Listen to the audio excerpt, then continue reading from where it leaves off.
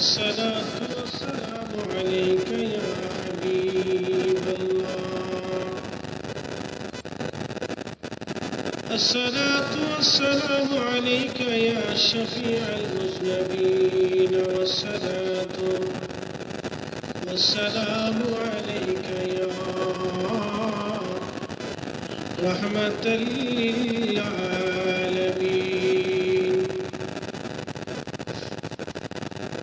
أما بعد فقد قال الله تعالى في كلامه المجيد: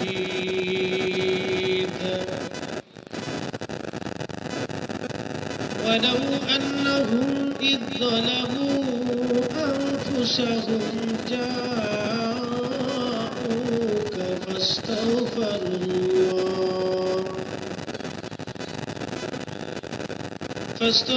الله واستغفر لهم الرسول وجدوا الله توابا رحيما. وفي آيات أخرى في شأن حبيبه: إن الله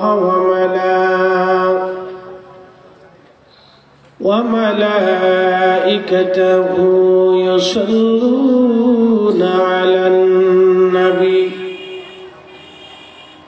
يا أيها الذين آمنوا صلوا عليه وسلموا تسليما. اللهم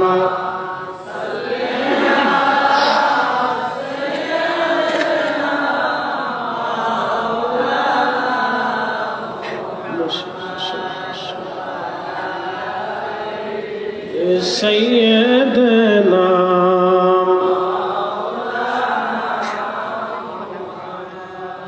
मोहब्बते पढ़ें दुरूद ও আশিক ভাই বসিয়া এই না দুরুদ শুনেন গো নবীজি মদিনাতে থাকিয়া। আল্লাহুম্মা মাশাআল্লাহ জবান খুলে পড়ি মহব্বতে পড়ি মুহাম্মদ ওয়া আলা আলি সাইয়্যিদিনা।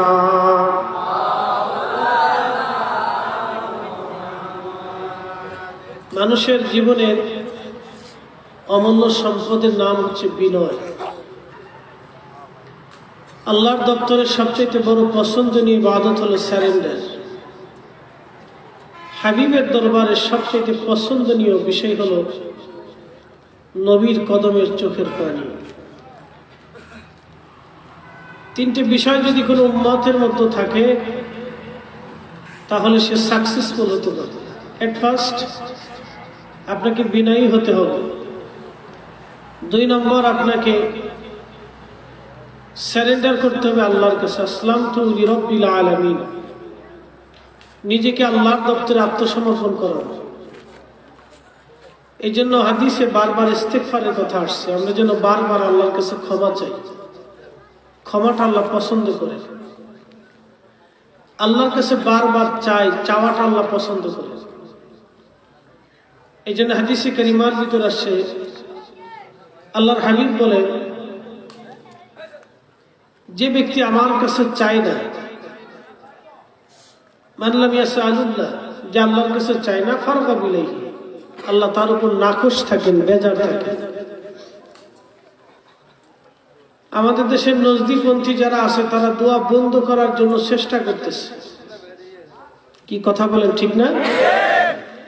নজদিপন্থীদের কাজ হলো আহলে সুন্নাত ওয়াল জামাতের বিপরীত, আর সুন্নিদের কাজ হলো মদিনাওয়ালা এবং সাহাবে کرام যেভাবে শিক্ষা দিয়েছেন, আউলিয়া کرام যেভাবে শিক্ষা দিয়েছেন, সেভাবে মানুষকে আল্লাহ তার রাসূলের দিকে উদ্বুদ্ধ করা।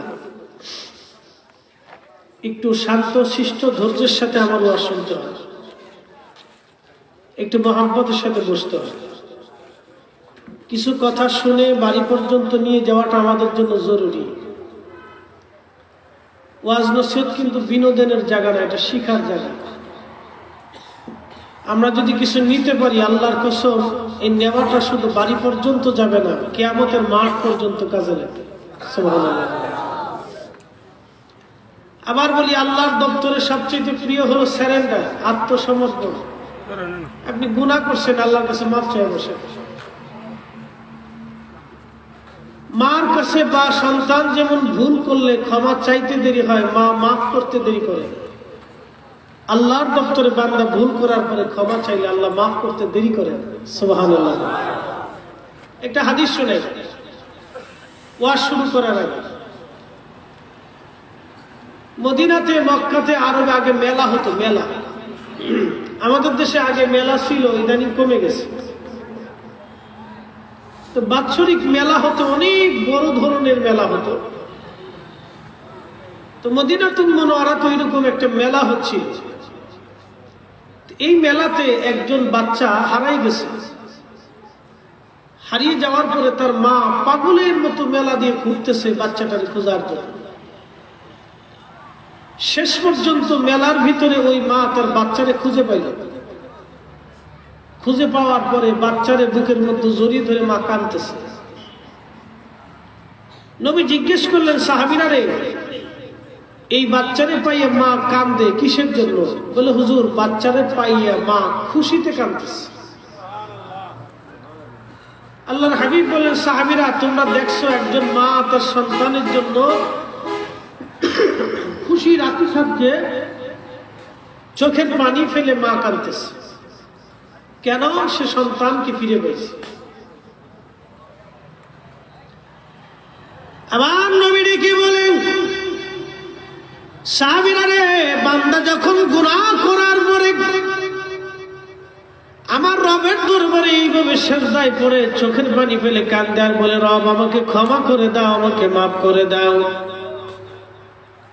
আজকে মা সন্তানের প্রতি যেমন দয়া দেখতেছ, এর চাইতে বহু বহু গুণে দয়ার মাধ্যমে আমার আল্লাহ বান্দাকে রহমতের কোলে টান দিয়ে ধরে আমার আল্লাহ বান্দাকে মাফ করে দেয়। আল্লাহর দপ্তরে বান্দার সারেন্ডার হচ্ছে সবচেয়ে বড় প্রিয় আমল। আর আমরা দুয়ার ভিতরে এই কাজটাই করি, হে রব্বে কারীম, তুমি আমার মাফ করে দাও। আর ওহাবীদের কাজ হলো মুসলমানকে সারেন্ডার থেকে দূরে রাখা, যাতে মুসলমানের ঈমান দুর্বল হয়ে যায়, ভবিষ্যতে মুসলমানদের পাওয়ার না থাকে। মুসলমান আমার দিকে তাকাবে, এই জমিনে কোটি মুসলমান দিয়ে কাজ হবে না, কিন্তু একজন শাহজালাল যদি জমিনে জন্ম থাকে, এক শাহজালাল দিয়ে জমিনে আল্লাহর দ্বীপ জিন্দা হয়ে যাবে। কথা বলেন ঠিক না? বর্তমানে বাংলাদেশে আলেম আছে 60 লাখ। কয় লাখ? 60 লক্ষের উপরে আলেম আছে বাংলাদেশে। আজ পর্যন্ত এই জমিনে দিন জিন্দা করতে পারছে? আমরা কিচ্ছু পাই। এই জমিনে যেদিন শাহজালাল আলী আমিনী মুজাদ্দিদ এসেছিলেন 360 জনকে নিয়ে, বলেন জমিনে আল্লাহর দ্বীন বিজয় হয়েছিল কিনা? হয়েছিল কিনা? হয়েছিল কিনা? কিন্তু আজকে 60 লক্ষ আলেম যা পারে নাই, এক শাহজালাল তাই করেছে। কারণ কি জানেন? এই যে একটা পাওয়ার আছে এটার ভিতরে। ওহাবীর বাচ্চারা তো এটা মানে না। এই জন্য আমি মাঝে মধ্যে কই, শব্দে কি কানার হাট বাজার,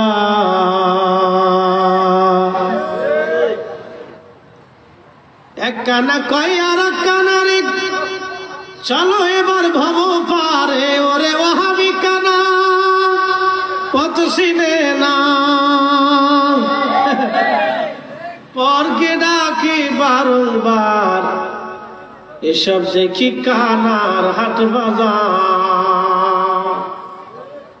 এটার নাম হলো কলব। এটার এমন একটা পাওয়া, এমন একটা শক্তি, যে শক্তির মাধ্যমে হার হামেশা মদিনাওয়ালার সাথে কথা বলা যায়। সুবহানাল্লাহ কি বাজ্য বলে? আরো জোরে বলেন। তার আল্লাহ কর্তৃক সরাসরি নিয়ন্ত্রিত হয়। আল্লাহ কর্তৃক যখন সরাসরি নিয়ন্ত্রিত হয় তখন তাদের মাধ্যমে আল্লাহর দ্বীন বিজয় হয়। একটা আধ্যাত্মিক কথা শোনাই, ওহাবীর বাচ্চারা মানে না। এই যে কোরআন শরীফ আছে কিনা, এই কোরআন শরীফের ভিতরে একটা সূরা আছে, সূরা নমল, খুঁজলে পাওয়া যাবে। এই সূরা নমলের ভিতরে আল্লাহর ওলিদের কারামতের ওয়াজ করছে। কারামতের ওয়াজ করে আল্লাহ আউলিয়া কিরামের কারামত যে হক, এটা আল্লাহ পাক কোরআন শরীফ দিয়ে সাবিত করে দিয়েছে। এরপরেও আমরা যখন কিছু ওয়াজ করি তখন কিছু লোক কমেন্টস করে, এগুলো সব কিচ্ছা কাহিনী, সুন্নিরা এগুলা বেদাতিরা কই পাইছে, খালি কিচ্ছা কাহিনী। 25 জন নবীর কথা আল্লাহ কোরআনে লেখছেন, এটাও কাসাস, আরবিতে বলে কাসাস, সংক্ষিপ্ত কিচ্ছা। 25 জন নবীর কিচ্ছা আল্লাহ কোরআনে বর্ণনা করেছেন। ওলিয়া উলিয়ার কিচ্ছা আল্লাহ কোরআনে বলেছেন। খিজির আলাইহিস সালামের কিচ্ছা আল্লাহ কোরআনে বলেছেন। আসহাবুল ফিলের কিচ্ছা আল্লাহ কোরআনে বলেছেন। আসহাবুল উখদুদের কথা আল্লাহ কোরআনে বলেছেন। আল্লাহ রাব্বুল আলামিনের হাবিব বুখারী শরীফের কিতাবুল আম্বিয়া থেকে শুরু করে যত হাদিসের কিতাব আছে, যত কিতাবুল আম্বিয়া দেখবেন, সব কিতাবুল আম্বিয়ার ভিতরে নবী আলাইহিস সালামের কিচ্ছা আল্লাহর নবী উত্থাপন করেছেন। আল্লাহর কসম করে বলি, কোরআন হাদিসের মজলিসে কিচ্ছা বলার পরে যার মুখ বাঁকা হয়, এটার মতো ইবলিস আল্লাহর দুনিয়াতে আর একটাও নাই।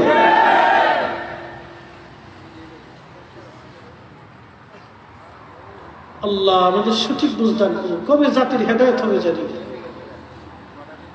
সবসময় খালি নেগেটিভ চিন্তা।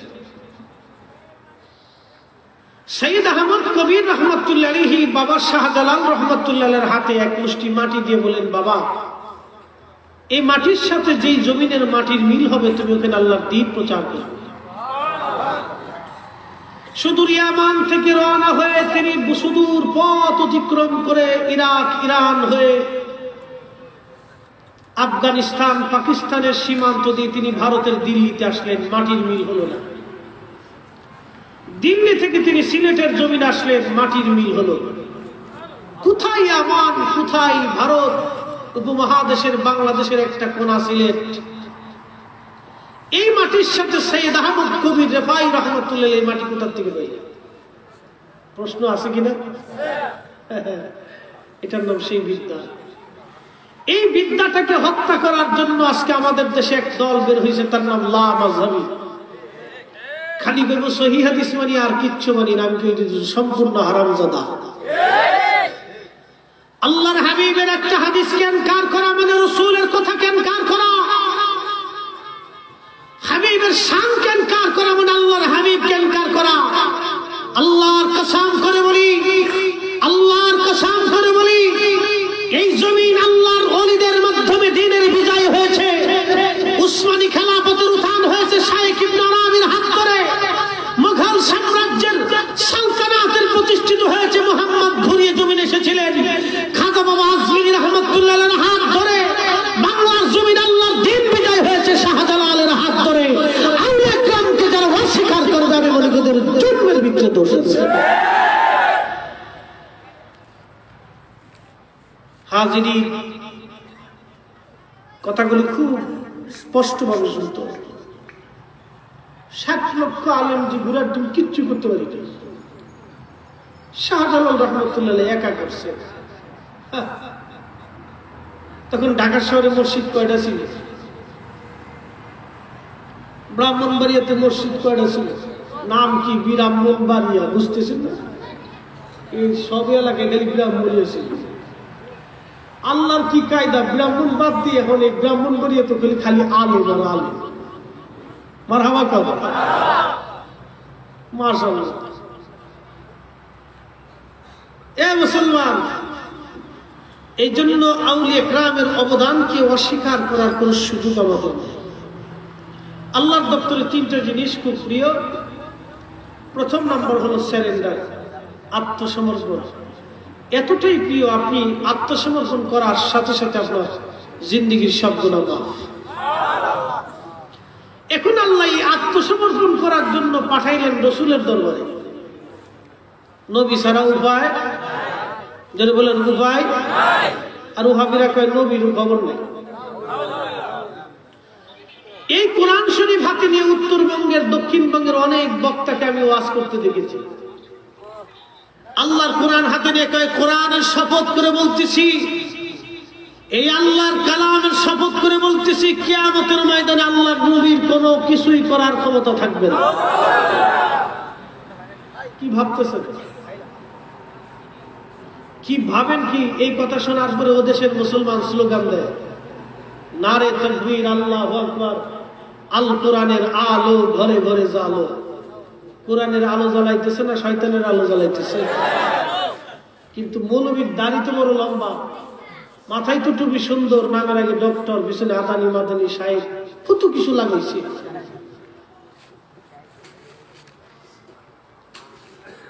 এই সমস্ত মৌলবীরা মানুষ ভাত খাওয়া, এগুলো খাওয়ানোর সাথে কুত্তা খাওয়ানো অনেক ভালো। হুজুর এটা কইলেন কেন? কইতাছি আপনি 1 মাস পর্যন্ত একটা লোকরে খুব আরাম করে খাওয়াইছেন। লোকটা আপনার বাড়ির মেহমান, খুব চমৎকার করে খাওয়াইছেন। 1 মাস পরে আপনার বাড়ি থেকে যদি কিছু সোনা দানা চুরি করে লয়ে যায়, আপনি চিন্তা করবেন এই লোকটারে না খায় 1 মাস ধরে কুত্তা খাইলে অনেক ভালো হতো। যে উম্মত রসুল চিনে না, যে উম্মত রসুল চিনে না, আপনি কি মনে করছেন? আমাদের আগে একটা জাতি ছিল জিন। এই জিন জাতির আল্লাহ হায়াত দিয়েছিলেন লক্ষ লক্ষ লক্ষ বছর। জিন জাতির আদি পিতার নাম ছিল তারান্নুস, যার উপাধি ছিল আবুল জিন। হায়াত দিয়েছিল 60,000 বছর। 60,000 বছর ধরে সে আল্লাহর ইবাদত করেছিল। এরপরেও আল্লাহ তাকে খায়রে উম্মাহ করেন নাই। কিন্তু আমরা নবীর উম্মত হওয়ার জন্য আল্লাহ কোরআনে আমাদেরকে বললেন, খায়রা উম্মাতিন মুখরিজাত লিন-নাসি তা'মুরুনা বিল মা'রুফি ওয়া তানহাউনা আনিল মুনকার। তোমাদেরকে সর্বশ্রেষ্ঠ জাতি হিসেবে কবুল করলাম। অথচ আমাদের জীবনের হায়াত হবে 60 বছর, 40 বছর, তার 30 বছর খালি ঘুমে ঘুমে যায়। বাকি 30 বছর সংসারিক ঝামেলায়, বউয়ের চিন্তায়, কুলার চিন্তায়, জমির চিন্তায়, ব্যবসার চিন্তায়, এদের চিন্তায়, সেদের চিন্তায় চলে যায়। সামান্য সময় আমরা ইবাদত করি। এই ইবাদত দেওয়ার পরেও আমরা জান্নাতে চলে যাবো সবার আগে। এটা কি আমাদের ইবাদতের জন্য না নবীর জন্য? তো যে মুন্সি নবী চিনে না, এদের খাওয়ানোর সাথে তো কুত্তা খাওয়ানো বলা। কোন ভেজাল আছে? কথায় কোনো কাটজাট আছে? ক্লিয়ার কথা। ভালো লাগলেও ভালো, না লাগলেও ভালো।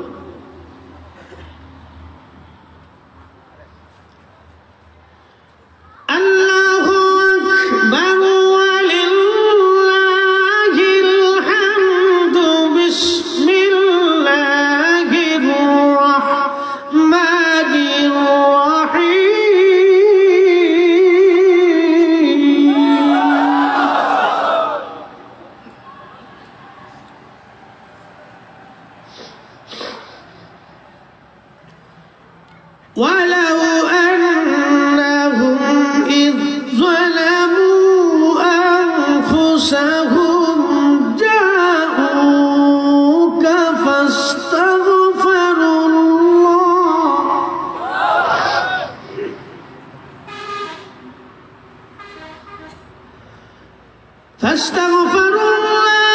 واستغفر لهم الرسول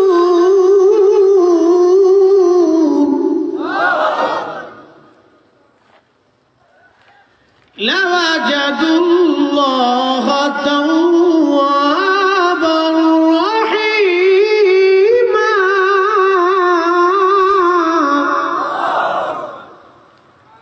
কথা কি কোন পেশা বুঝুরের? কার? মালিকের কথা। একটু বুঝাইতেছি, বসবে। মদিনাতে গেলাম এট ফার্স্ট জিয়ারতের জন্য। প্রথমত গেলাম মদিনাতে, অনেকে মক্কায় যায়, অসুবিধা নেই, জানবে। আশিকের জন্য প্রথম সবকের জায়গা হলো মদিনাতুল মুনাওয়ারা। হজ উমরা যদি কোনোদিন যায়, এট ফার্স্ট মদিনাতে যাবে। মদিনাতে যাওয়ার পরে কোনো বিশ্রাম করবে না। অজু গোসল কমপ্লিট করে আগে হুজুর পাকের রওজা মোবারকে আগে হাজিরা দিবে। কিছু খাবেনও না। আমি যে মাসুকের জন্য গেছি, আমি তার কদমে যাব না তো আগে খাওয়ার চিন্তা নেই, আগে রসুলের কদমে যাবে। ফার্স্ট অভিজ্ঞতা নেই যে দাঁড়াই দিছি মাথায় পাগড়ি বান্ধা মতো আঁকে বেদা বেদা আমি কি শয়তানের ভয় কি? তা আমার ফাগড়ি ফাগড়ি বান্ধা বুঝছে এরা শায়েখ হবো, কোন আলিম হবো, বেদা বেদা সুরত সুরত দেখে মনে হইলে এটা হয় হিন্দুস্তানি হবে না পাকিস্তানি নয় বাঙালি। জিজ্ঞেস করো আন্তা বাঙালি, কাহা বাঙালি, বাড়ি কোথায়? ঠাকুরগা।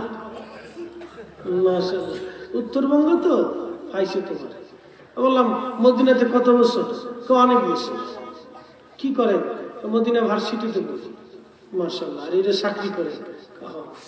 বললো জিয়ারত করা যাবে না। কেন? কি বলকে? এটা তো বেদাত, আপনি কাবার দিকে ঘুরবেন। আমি বললাম লা হাওলা, আমি কাবার কাছে আসছি, নবীকে পিছনে দিয়ে কাবার দিকে ফিরে দোয়া করার অভিপ্রায় নিয়ে এখানে আসিনি।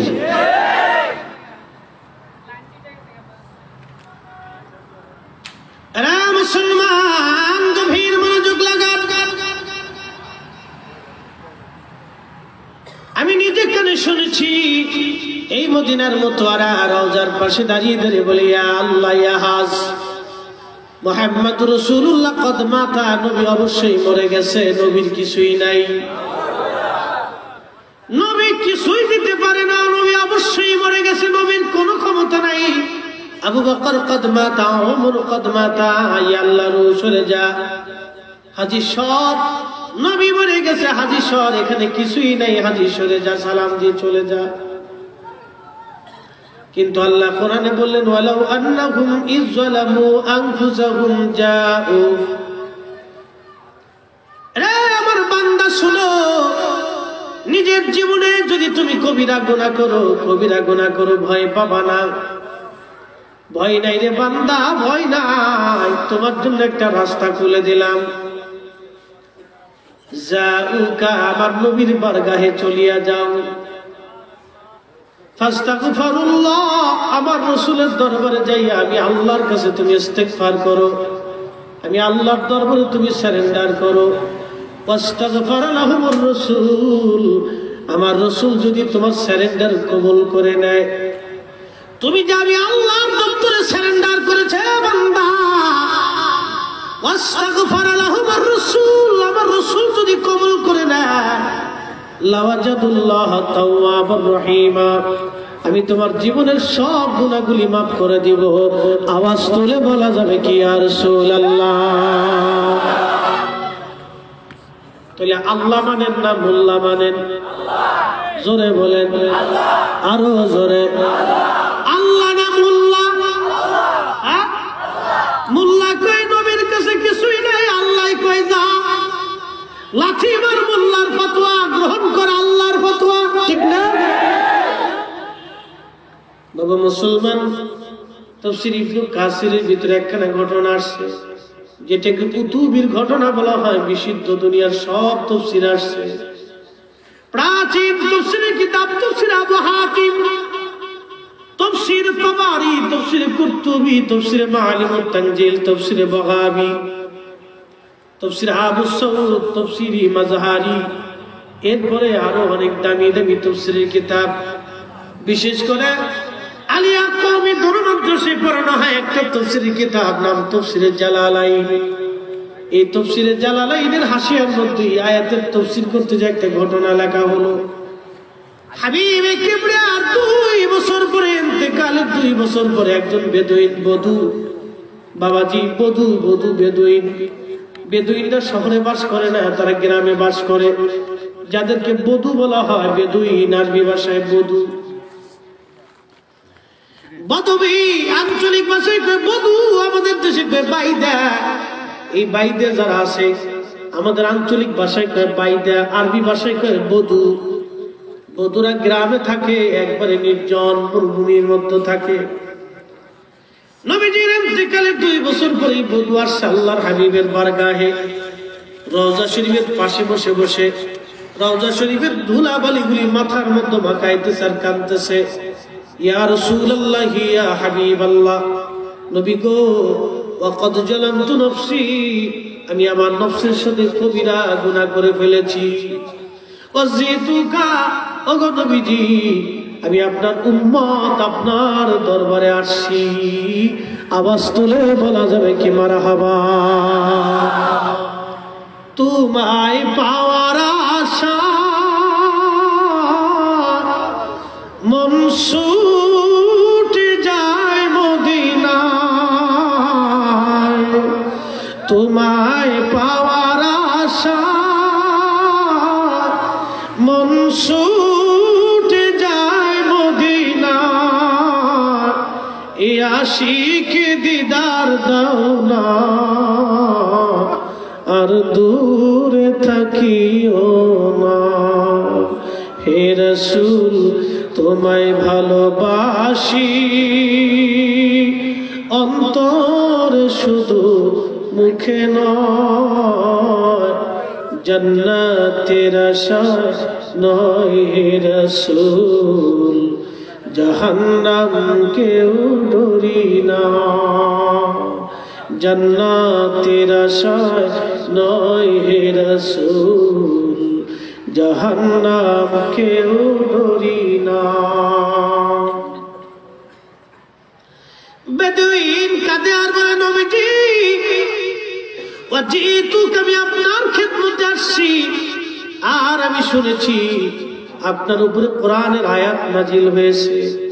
আমার হাবিবের 2 বছর পরে, নবী ইন্তেকাল মোবারক করার পরে, ইন্তেকাল শরীফ হয়ে যাওয়ার 2 বছর পর, ওই বেদুইন হাবিবের রওজা মোবারকের ধুলাবালিগুলি মাথার মধ্যে মাখাইতেছে, হাওমা হাও করে বেদুইন কাঁদতেছে আর বলে, হুজুর ওয়াজিতুকা, আমি আপনার খেদমতে আসছি গো নবী, আস্তাগফিরুল্লাহ যামবি, আমি আল্লাহর দরবারে তওবা করতেছি গো নবী। আমি শুনেছি কোরআনের আয়াত আপনার উপর নাযিল হয়েছে, ওয়ালাউ আন্নাহুম ইয যালামু আনফুসাহুম জাউকা ফাস্তাগফিরুল্লাহ ওয়াস্তাগফারা লাহুমুর রাসূল লাওয়াজাদুল্লাহ তাওয়াবার রহিমা। আল্লাহ কোরআনে কারীমে আল্লাহ ফয়সালা দিয়েছেন, বান্দা যদি তুমি কবিরা গুনাহ করো, নফসের সাথে জুলুম তুমি করে বসো, চিন্তা করবা না, পেরেশান হবা না, চিন্তা করবা না, পেরেশান হবা না, ভয় পাবা না, যাউকা, আমার নবীর বরগাহে চলিয়া যাও, আমার হাবিবের কদমে উম্মত চলিয়া যা, আমার হাবিবের কদমে বান্দা চলিয়া যা, নবীর কদমে যা, নবীর কদমে নেসার হয়ে যা বান্দা, আমার নবীর কদমে যা। এই জন্য আমরা শুনছি না খালি নবী নবী নবী নবী নবী নবী নবী করি, ওহাবিরা চিল্লাই তোরা নবী নবী করস কে? আরে আমরা নবী নবী করি, আল্লাহ কয় নবীর কাছে যা, নবীর কাছে যা। কথা বলেন ঠিক না বেটে? লালন একটা গান গাইছে, তোরা কে যাবি নবীর নৌকাতে আয়, তোরা কে যাবি নবীর নৌকাতে আয়, রূপকাঠির ওই নৌকা খালি, রূপকাঠির ওই নৌকা খালি, নাহি ডুবার ভয়, তোরা কে যাবি নবীর নৌকাতে আয়। নবী না মানে যারা মহাহেড কাফের, তারা এ দুনিয়া, ঠিক না? আরে একটা ফকির কি গান গায়, আর তুই মাদ্রাসায় পড়ে বুঝলি না? তুই কোন মাদ্রাসায় পড়িস? ওই মাদ্রাসায় পড়ানোর চাইতে আজকে বলবো সুন্নি মাদ্রাসায় ভর্তি করে দাও, সুন্নি মাদ্রাসায় ছেলে দিয়ে দাও, সুন্নি মাদ্রাসায় আমি ফরিদিরে যদি সুন্নি মাদ্রাসায় না দিত বাবা, আমি আজকে সুন্নিয়ত বুঝতাম না, ঠিক না বেটি? আমার যদি সুন্নি মাদ্রাসায় না দিত, আমার পীরের মাদ্রাসায় বিশ্ব জাকির মঞ্জিলে যদি না পড়তাম, নবী প্রেম কি জিনিস সেটা বাবা বুঝতাম না। কথা বলেন ঠিক না বেটি? সুন্নি মাদ্রাসায় দেন, সুন্নি মাদ্রাসায় দেন। একটা সন্তান যদি সুন্নি আলেম বানাইতে পারেন, আল্লাহর কসম করে বলি, 14 পুরুষ ওই আলেম যদি আশিক রাসূল ঠিক মতো হয়, 14 পুরুষ ওই আলেমের খাতিরে আমার আল্লাহ জান্নাত দিয়ে দেবে। আর আওয়াজ তুলে বলেন না ইয়া রাসূলুল্লাহ। এ নবীর উম্মতের সাবধান, ইমাম চোর সারা দেশে ভরে গেছে। ইমাম চোরের অভাব নাই। সাহাবীদের আকীদা কি আর আমার দেশের মোল্লাদের আকীদা কি?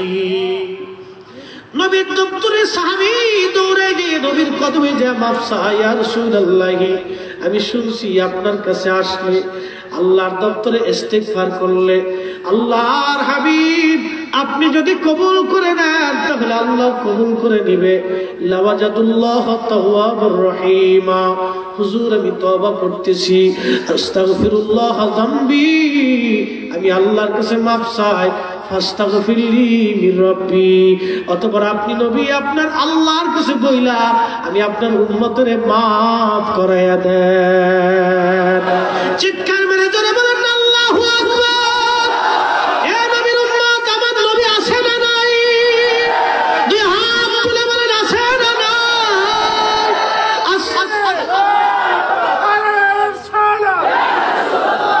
আল্লাহ মা ভরি দিবে দূর।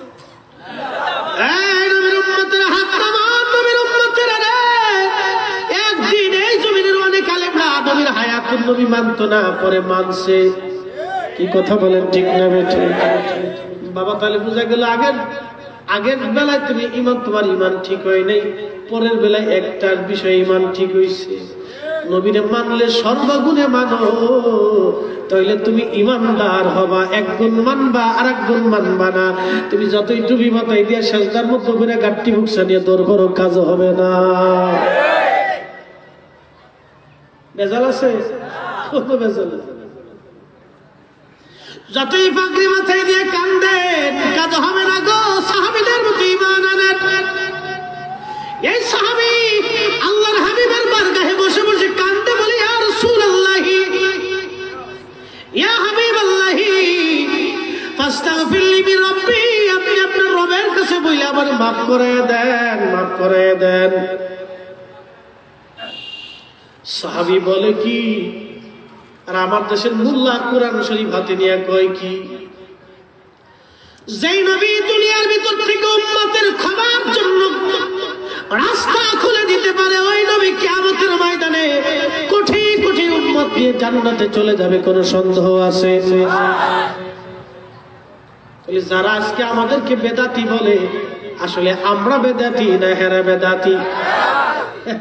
এইবার বুঝছে আমরা আসলে বেদাতি না, আমরা আসলেই সুন্নি। মিলাদ করলে বেদাত হয় না, আমরা বেদাতি।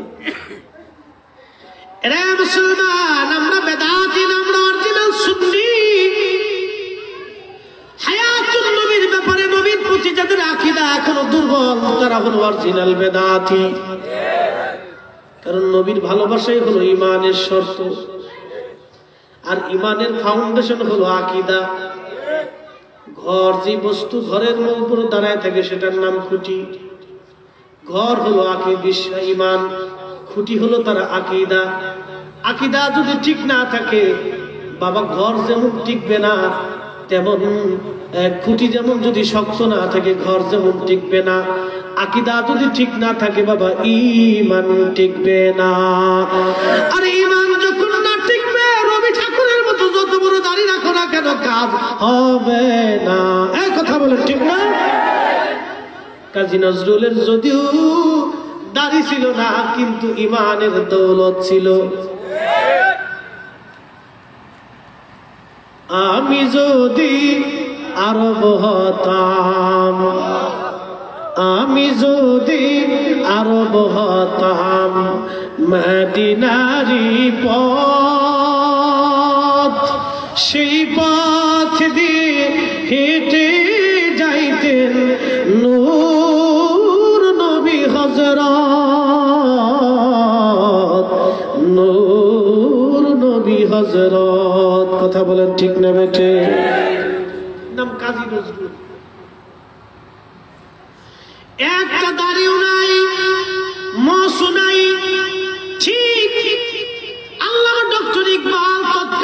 বর্ণনায় পাকিস্তানের লাহোরে বসে বসে তিনি জবাবে শিকওয়ার মধ্যে লিখেছিলেন, মাবুদ কোরআন রূহে ঈমান জান দিন হস্তে হুব্বে রাহমাতুল লিল আলামিন।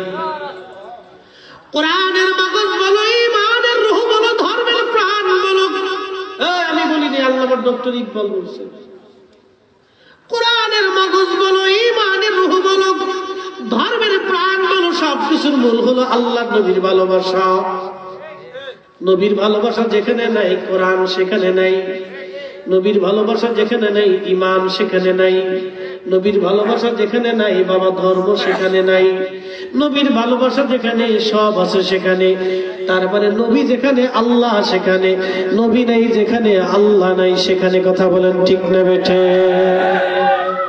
কথা বুঝতে কি কোনো অসুবিধা? আর একটু বুঝে সামনের দিকে বলে, সাহাবী নবীর রওজার পাশে যে কাঁদেন, সাহাবী কাঁদতেছে কিসের আশা? ক্ষমার আশা। কিসের আশা? সাহাবীর বিশ্বাস কি যে আমার রাসূলের বারগাহে গেলে আমার ক্ষমা হয়ে যাবে। সাহাবী দুনিয়ায় নবীর রওজা মোবারকে, দুনিয়ার উপর থেকে সাহাবী নবীর রওজায় নালিশ দিতেছে, তাহলে নবীর রওজার ভিতর থেকে শুনেন কিনা? জোরে বলেন। তিনি আল্লাহর দপ্তর থেকে ক্ষমা করায় দিতে পারেন কিনা? এই বিশ্বাস আমাদের আছে কিনা? এখন আমরা যদি বিশ্বাস করি, আমরা যদি বিশ্বাস করার পরে আমরা কেউ যদি শিরকি কয়, বেদাতি কয়, তাহলে আমাদের কিছু যায় আসে? আল্লাহ কোরআনে বললেন, হে মানব সম্প্রদায়, আমিনু কামা আমানান নাস, তোমরা সেইভাবে ঈমান আনো যেইভাবে আমার সাহাবীরা ঈমান আনছে। ক্বালু আনুমিনু কামা আমানাস সুফাহা, সেই দিন তারা বলল আমরা কি সেই নির্বোধ আর বোকাদের মতো ঈমান আনবো? আল্লাহ কোরআনে জবাব দিলেন, আলা ইন্নাহুম হুমুস সুফাহা। এই কোরআন শরীফ তার সূরা বাকারার 12-13 আয়াত খুলে দেখবেন। আল্লাহ জবাব দিয়ে বলে, আমার হাবিব, আমার বন্ধু শোনেন, যারা আপনি রাসূলের সাহাবীদেরকে বোকা বলতেছে, এরাই হলো সবচেয়ে বড় বোকা, সবচেয়ে বড় বোকা। সাহাবীরা যেমন বিনা দলিলে নবীর সব মানতেন, আমরা সুন্নিরা এরকম বিনা দলিলে সব মানি। কথা বলে ঠিক না? কিন্তু কিছু ভাই সাহেবরা আছে খালি দাড়ি চুল কাটে, কোন কিতাবে আছে, কোন কিতাবে আছে? কিতাব কতটা পড়ছো তুমি?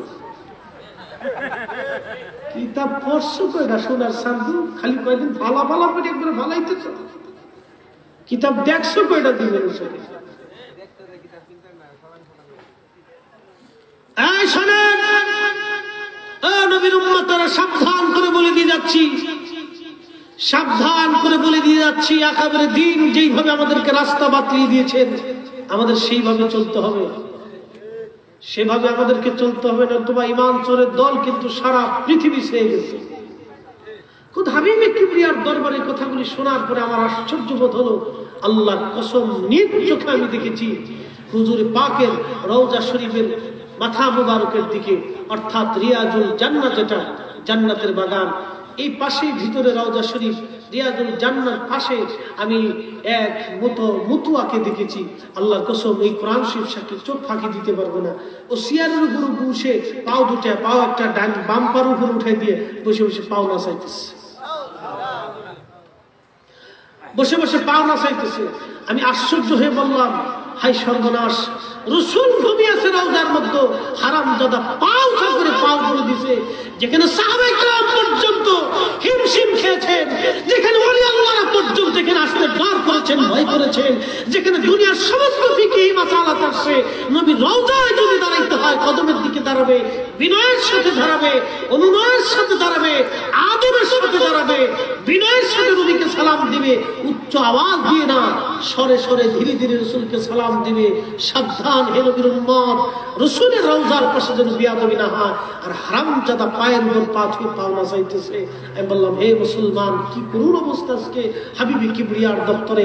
আল্লাহর কসম, নিজ চোখে দেখেছি, নিজের চোখকে ফাঁকি দিতে পারবো না। ওদেশের প্রোডাক্টগুলি বাংলাদেশে আজকে আমদানি হচ্ছে, সৌদি আরবের পেট্রো ডলার বিনিময়ে দেশের শায়েখরা বাংলাদেশে এসে আমাদের অসংখ্য মুসলমানের ঈমান চুরি করার পাইতারা শুরু করে দিয়েছে। কিছু ব্যাগ কেলেছে আমাদের দেশে, সৌদি আরব থেকে আইসে, সৌদি আরবে তো দেখছি, কেন সৌদি আরবে আসলে 32টা বিয়ে করে, সৌদি আরবে দেশ করে 17টা বিয়ে করছে। আচ্ছা আপনারা বলেন 70 বছরের এক বুড়া, 70 বছরের বুড়া 20 বছরের মেয়ের কি হক আদায় করবে? সৌদি আরবে যারা চাকরি করেন তারা জবাব দিবেন। আমি যদি কথা মিথ্যা বলে থাকি, কোরআন শরীফ আমার সামনে আছে। বলুন, এই আল্লাহর কোরআন শরীফে, এই আল্লাহ কোরআন শরীফে সূরা তাওবার ভিতরে প্রথম 3 নম্বর আয়াতে আল্লাহ কোরআন শরীফে কি বলেছেন? মাসনা ওয়া সুলাসা ওয়া রুবা, তোমরা 4টে পর্যন্ত একসাথে স্ত্রী গ্রহণ করতে পারবে যদি ইনসাফ প্রতিষ্ঠিত করতে পারো।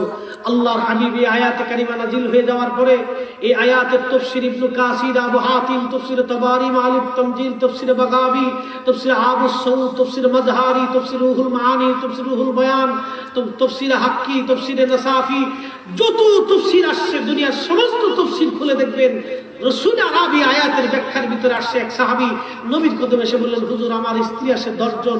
নবী বললেন 6 জন তালাক দিয়ে দাও, 4 জন গ্রহণ করো, আল্লাহর কোরআনের বাহিরে যাওয়া যাবে। আজকে সৌদি আরবের রাজা বাচ্চারা, আমির ওমরারা বিয়ে করে 15টা 16টা 17টা 18টা 20টা 19টা 20টা 22টা 35টা, কোন বউ কোন জায়গা আছে, কোন বউ কোন কাল লাগে ঘুমাইতেছেন খবর নেই। এই কথা বলেন না কেন? এটা কি কোরআনের আইন না শয়তানের আইন?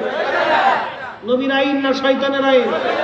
সৌদি আরব থেকে বাংলাদেশে আইয়া খালি ফালাও মিলাদ বেদাত, মিলাদ বেদাত। তোমার বাপেরা যে 36টা বিয়ে করছে, এটা সই দাও না?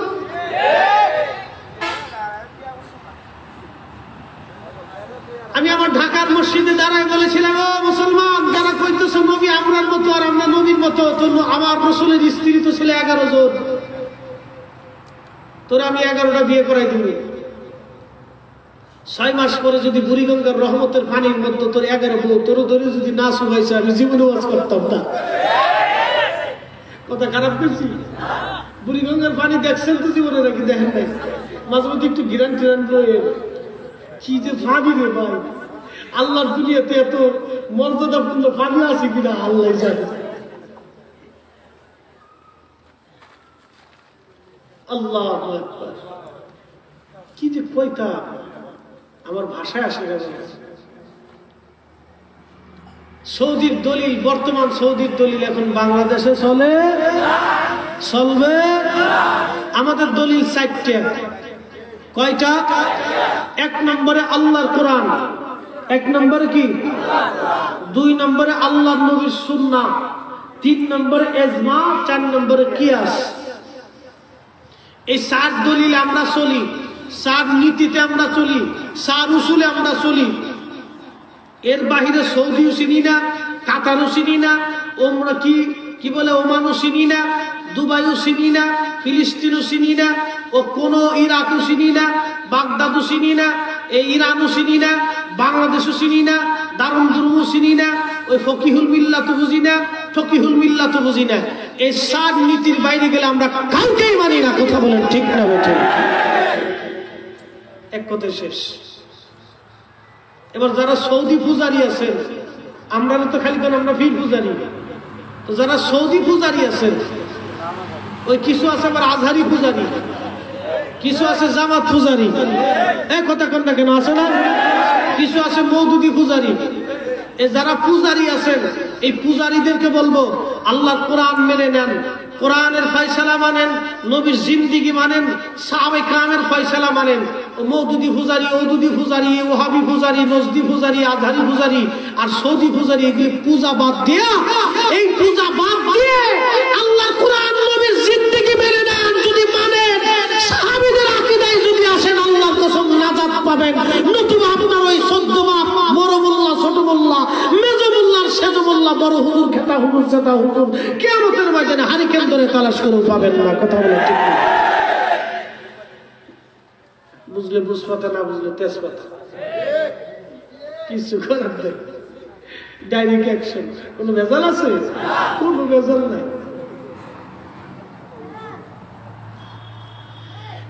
মুসলমান গভীর মনোযোগ। আমার বিষয় দেওয়া হয়েছে বাবা হযরত বেলাল রাদিয়াল্লাহু আনহুর জীবনী। পাগল নিয়ে একটু জালাত করছি। এই ওয়াজটালে সারা দেশে যে কি একটা বিপদে আছি আমি, আল্লাহ রে আল্লাহ। আসলে মানুষ তো আমার ওয়াজে কাঁদে নাই, নবীর প্রেমে কাঁদছে, ঠিক না? আমার ওয়াজে কাঁদে নাই।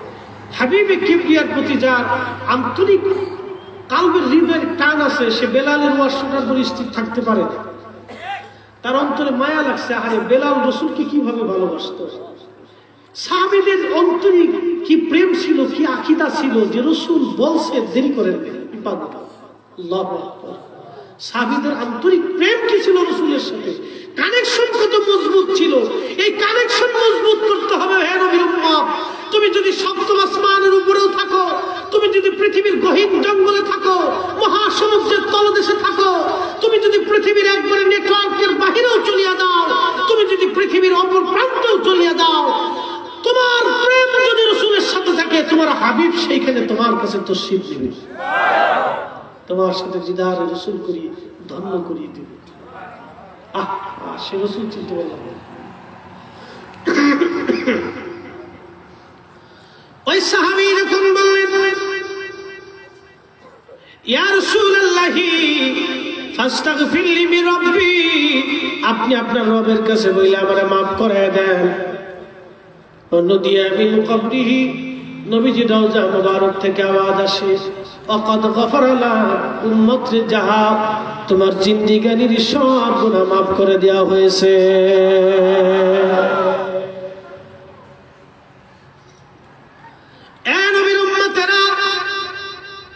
আমি বেলালের ওয়াজটা কি জন্য করেছিলাম, এর পিছনে একটা কারণ।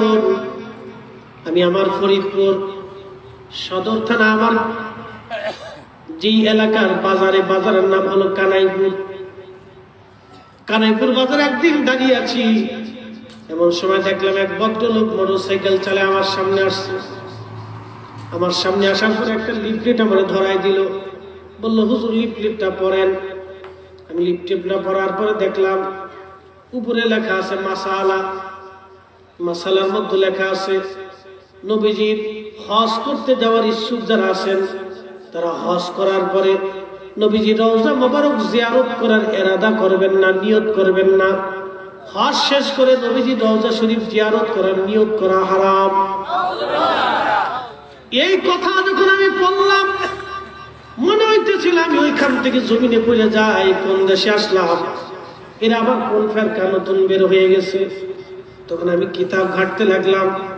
কিতাব ঘাঁটতে ঘাঁটতে দেখি না এই ফেরকা আজকের না, আজ থেকে 800 বছর আগে ইবনে তাইমিয়া এই ফেরকা সৃষ্টি করেছিল। ইবনে তাইমিয়া বলেছিল আল্লাহ নবীর রওজা মোবারক জিয়ারত করার নিয়ত করা হারাম, নিয়ত করা হারাম। তৎকালীন জমানায় একজন বিশ্ববিখ্যাত আলেম ছিলেন মিশরের। ইবনে তাইমিয়া হলো সিরিয়ার, মিশরের একজন আলেম, তার নাম আল্লামা ইমাম তাকিউদ্দিন সুবকি রাহমাতুল্লাহি আলাইহি। উনি একটা কিতাব লিখেছেন আশ-শিফাউস সাকাম, নবীজির রওজা শরীফ জিয়ারত নিয়ে প্রথম থেকে শেষ পর্যন্ত বিরাট বিশ্লেষণ করেছেন আশ-শিফাউস সাকাম। এই কিতাবখানা আমি মিশর থেকে আনাইছি বাজান, সব জায়গায় পাওয়া যায় না। অনেক কষ্ট করে অনেক দিন অপেক্ষা করার পরে কিতাব এনেছি, ছোট্ট একটা কিতাব কিন্তু অনেক দামি। ইবনে তাইমিয়া দলিল খণ্ডন করে দিয়ে আল্লামা ইমাম তাকিউদ্দিন সুবকি রাহমাতুল্লাহি আলাইহি অনেক অসংখ্য দলিল দিয়ে তিনি লিখেছেন। তার ভিতরে হযরত বেলালের জিন্দেগি উনি টেনেছিলেন এইভাবে। বেলালের ওয়াজ, এই ওয়াজটা আমি গিয়েছিলাম এই কারণেই যে যাতে মুসলমানের হৃদয়ে মদিনার প্রতি মুসলমানের টান আসে।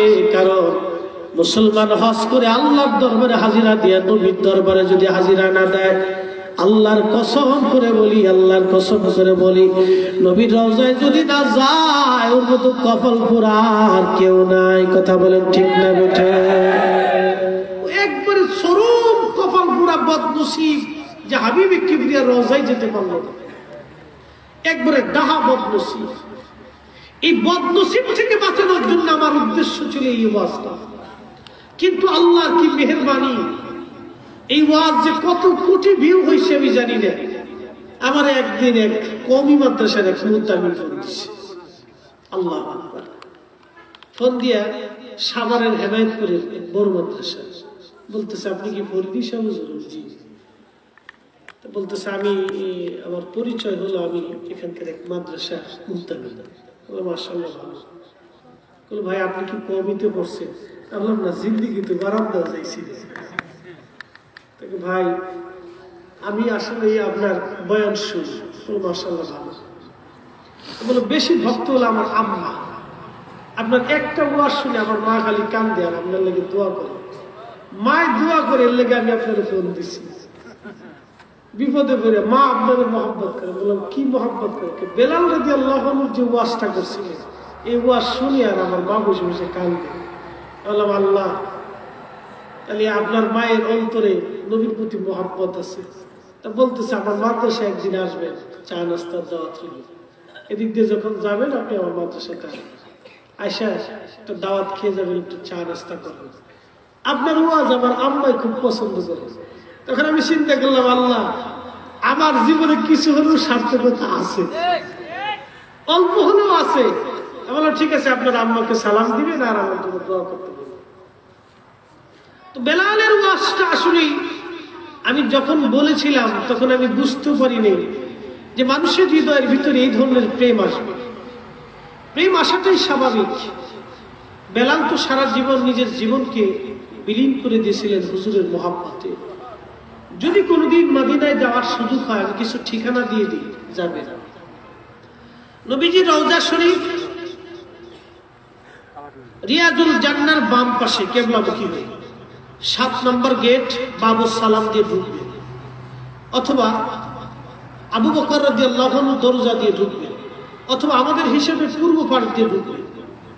ঢুকার পরে নবীজির রওজা শরীফ থেকে পূর্ব দিকে, অর্থাৎ আমাদের কেবলা পূর্ব হিসেবে, কেবলা থেকে অপোজিট আমাদের হিসেবে পূর্ব।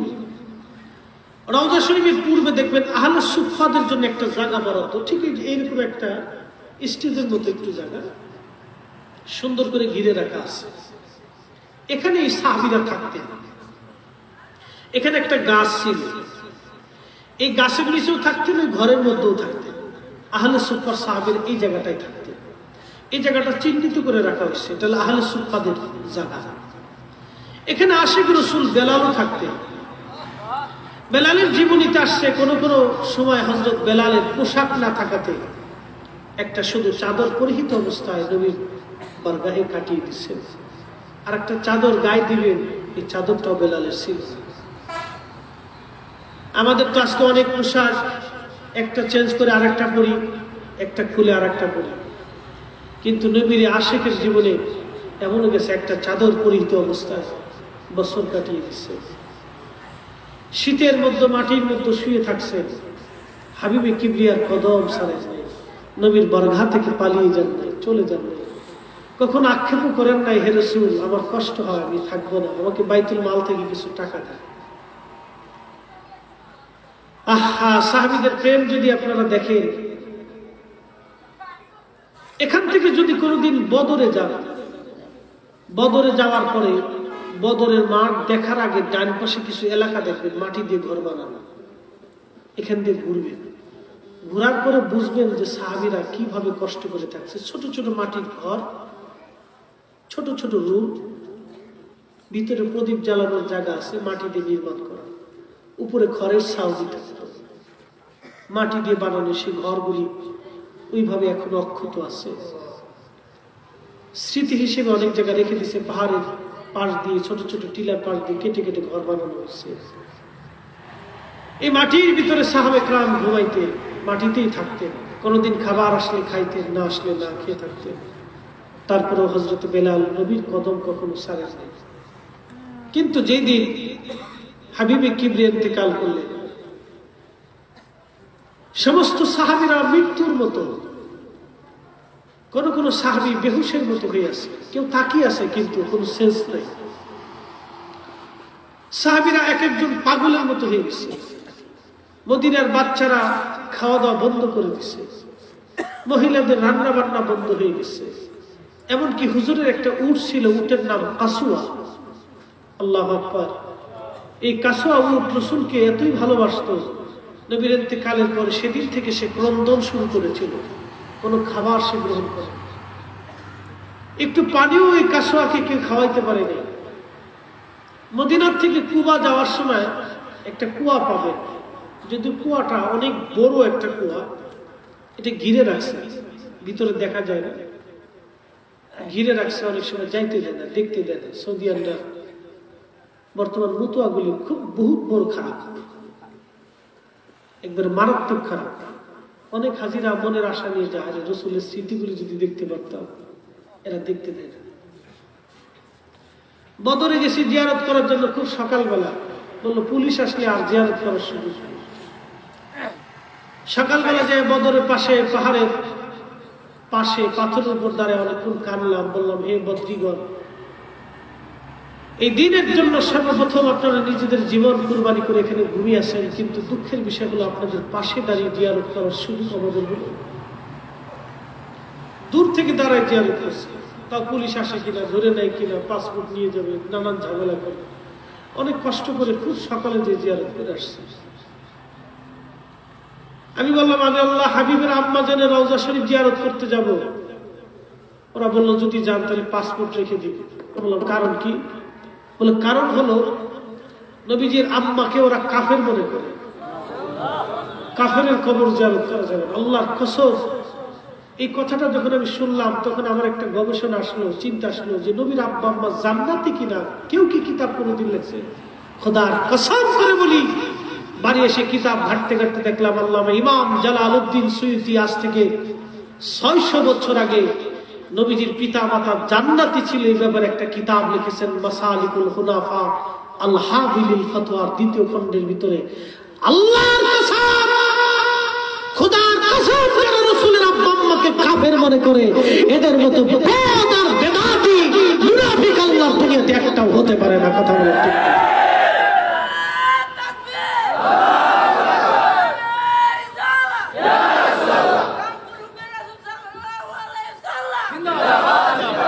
প্রিয় মুসলমান শুনুন, কিন্তু ওই সৌদির মুতুয়াগুলি রসুলের আব্বা আম্মাকে কাফের মনে করে।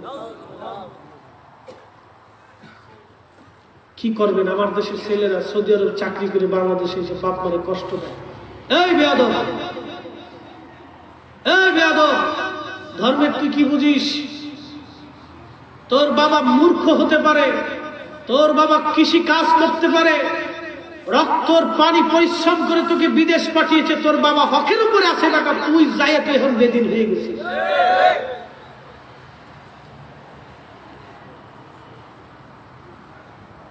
নবীর ইন্তেকালের পরে সাহাবায়ে কেরাম খুব পেরেশান। শক্ত ছিলেন হযরত আবু বকর সিদ্দিক রাদিয়াল্লাহু আনহু, কারণ ওনাকে শক্ত থাকতেই হবে। গার্জিয়ান যদি দুর্বল হয়ে যায় তো ফ্যামিলির সবাই দুর্বল হয়ে যায়। তিনি তো মুসলমানদের গার্জিয়ান ছিলেন, তিনি শক্ত অবস্থায় ছিলেন। নবীর আশিক বেলাল ছোট্ট একটা টুকরি নিয়ে, নাই তো কিছু, জীবনের কিছুইতে নাই, হুজুরের জন্য সব দিয়ে দিছে, পরের বাড়ি গোলামি খাটছে, নাই তো কিছু, ছোট্ট একটা কাপড়ের গুটলি নিয়ে মসজিদে নববীর সামনে দাঁড়ায় চোখের পানি ছেড়ে দিয়ে বলে, আবু বকর আমাকে বিদায় দেন, আমি মদিনায় থাকবো না। আবু বকর বলে, বেলাল রে মদিনায় থাকবি না কারণ কি? তোর কি কেউ মারছে? তোকে কেউ গালিগালাজ করছে? তোর কিসের অভাব? তোর কি টাকার অভাব? আমি কি বাইতুল মাল থেকে তোর বেতন ধার্য করে দিব? হযরত বেলাল বলে, আবু বকর রে, আমার যে অভাব তুমি কি সে অভাব পুরা করে দিতে পারবা? বলে, কিসের অভাব রে বেলাল বল। বেলাল চোখের পানি ছেড়ে দিয়ে কাঁদেন, বলে, আবু বকর আমি আজান দিলে নবী নামাজে আসতো, বলো আজকে আজান দিলে নবী নামাজে আসে না, বলো আমি আজান দিলে কি নবীর নামাজ আনতে পারবি? বেলালকে হযরত আবু বকর ডেকে বলে, বেলাল রে তুই কি নবীরে ভালোবাসিস? আমি কি নবীরে ভালোবাসি না রে বেলাল? বেলাল চোখের পানি ছেড়ে দিয়ে বলে, আবু বকর তুমিও নবীরে ভালোবাসো, আমিও নবীরে ভালোবাসি। তুমি নবীর রওজা শরীফ দেখলে সহ্য করতে পারো, কিন্তু আমি নবীর রওজার দিকে তাকাইলে আমার কলিজা ফাটিয়া যায়, আমার সহ্য হয় না রে আবু বকর, আমি সহ্য করতে পারি না। বাবা, ভালোবাসা দুই ধরনের হয়, মোহাব্বতে জাতি, মোহাব্বতে সিফাতি। যার অন্তরে নবীর মহব্বতের জাতি থাকে, নবী মহব্বতের জাতি থাকে, তার চোখ বেয়ে বেয়ে নবী মহব্বতের চোখের পানিগুলি, হৃদয়গুলি গলিয়া গলিয়া চোখ বেয়ে বেয়ে বাবা পানি হয়। বাবা দুনিয়াতে এমন মানুষ আছে যাদের চোখ বেয়ে পানি আসে না, মানুষের হৃদয় বড় পাথরের চাইতে শক্ত হয়ে যায়। যখন নবীর প্রেমে হৃদয়গুলি গলিয়া যায়, চোখ বেয়ে বেয়ে ওই গলিত পানিগুলি চোখের কোনা দিয়ে বের হয়। হযরত বেলাল বলে, রে আবু বকর, আমি দুনিয়ার সব সহ্য করতে পারি, কিন্তু আমার নবীর রওজার দিকে তাকাইলে আমার সহ্য হয় না। আমি আজান দিলে নবীর নামাজে আসতো, এখন আজান দিই নবী নামাজে আসে না। আবু বকর, আমি আজান দিলে কি নবী নামাজে আসবে? আমার এই অভাবকে পুরা করে দিতে পারবা? যেহেতু পারবাই না, আমি বেলাল আর মদিনায় থাকবো না গো। চলে গেলেন নবীর আশিক সিরিয়াতে যাইয়া বেলাল বেশ অনেক দিন পার হয়ে গেছে। একদিন স্বপ্ন দেখেন রহমতে আলা নবী বেলালের কুরে করে তশরিফ আনছে। ডাক দিয়ে বলে, বেলাল রে, কেমন জুলুম শুরু করছো তুমি? বেলাল রে, কতদিন হলো তোর কণ্ঠের আজান শুনি না রে বেলাল। ও বেলাল, আমার জিয়ারতে কি তোর আসতে মন চাই না রে বেলাল? বেলাল, এটা কেমন বিধুরতা গো বেলাল, আসো তোমার কণ্ঠের আজান আমি নবীর শুনাইয়া যাও। তোমায় পাওয়ার আশা মন ছুটে যায় মদিনা, আশিকে দিদার দাও না, আর দূরে থাকিও না। হে রাসূল, তোমায় ভালোবাসি অন্তরে শুধু মুখে নয়, জান্নাতের আশায় নয় হে রাসূল, জাহান্নামকেও ডরি না। যদি কোনদিন নবীর প্রেম নিয়ে মদিনায় যান, মদিনার থেকে ফেরার পথে বুঝবেন কতটা বেদনা লাগে, কত কষ্ট লাগে। মদিনার থেকে যেই দিন বিদায় নিয়ে আসতেছিলাম, খুদার কসম করে বলি, মাহফিল সাক্ষী, আল্লাহর কোরআন শরীফ ধরে বলতেছি, কলিজার ভিতরে এমন ব্যথা গুলি লাগতেছিল। মা মরে যাওয়ার পরেও এত কষ্ট হয় নাই, ছোটকালে বাবা মরেছিল তারপর এত ব্যথা লাগে নাই, কিন্তু নবীর বারগা থেকে যেদিন বিদায় হই, পাগলের মতো চিৎকার মেরে মেরে কেঁদেছিল। নবীর ভালোবাসা নিয়ে যদি কোনোদিন মদিনায় যান, এ নবীর পাগলের দলেরা, মদিনার থেকে ফিরে আসার ব্যথা বেদনা যে কত কঠিন, বিরহ যাতনা কত কঠিন। নবীর আশিক স্বপ্ন দেখার পরে আর স্থির থাকতে পারেন নাই। নবী বলেছেন, মান রাআনি ফাকাদ রাআল হক, যে আমাকে দেখেছে সে সত্যই আমাকে দেখেছে। মান রাআনি ফিল মানামি ফাসিয়ারানি ফিল ইয়াকযা, নবী বলেছেন যে আমাকে স্বপ্ন যুগে দেখতেছি, সে বাস্তবেই অচিরে আমার সঙ্গে তার সাক্ষাৎ হয়ে যাবে। বেলালকে নবী যখন ডাকলেন, বেলাল সুদূর সিরিয়ার থেকে দৌড় মারছে। নবীর আশিক সহ্য করতে পারেন নাই। মদিনাতে যখন পৌঁছাইলেন তখন তাহাজ্জুদের সময় ছিল, তখন রওজা শরীফ কাঠের জালি দিয়ে ঘিরে রাখা ছিল। এখন তো হযরতে নুরউদ্দিন জঙ্গি রাহমাতুল্লাহি আলাইহি ক্রুসেডের সময় গভীর পাতাল পর্যন্ত খুঁজে নবী রওজা শরীফের চারপাশে সীসা দিয়ে ঢেলে গেলে এত মজবুত করে রওজা বানিয়েছে যেন কোনো চোর নবীজির রাজ্যে মোবারক চুরি করে না নিতে পারে। রে মুসলমান, তখন কাঠের জালি দিয়ে নবীজির রওজা শরীফ ঘিরে রাখা ছিল।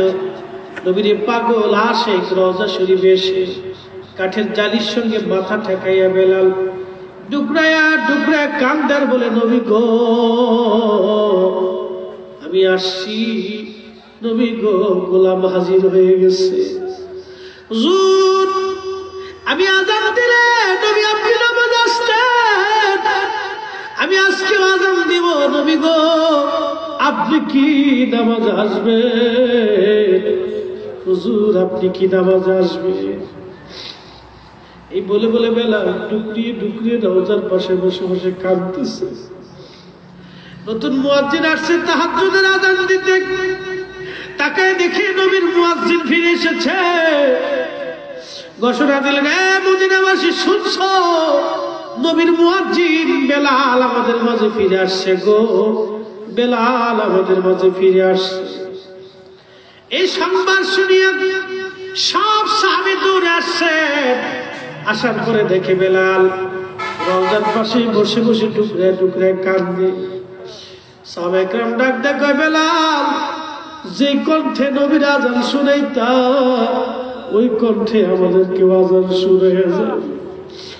বেলাল ডাক দেয়, কয় সাহাবীরা রে, আমি আযান দিলে নবী নামাজ আসতো, বলো আমি আযান দিলে কি নবী নামাজ আসবে রে?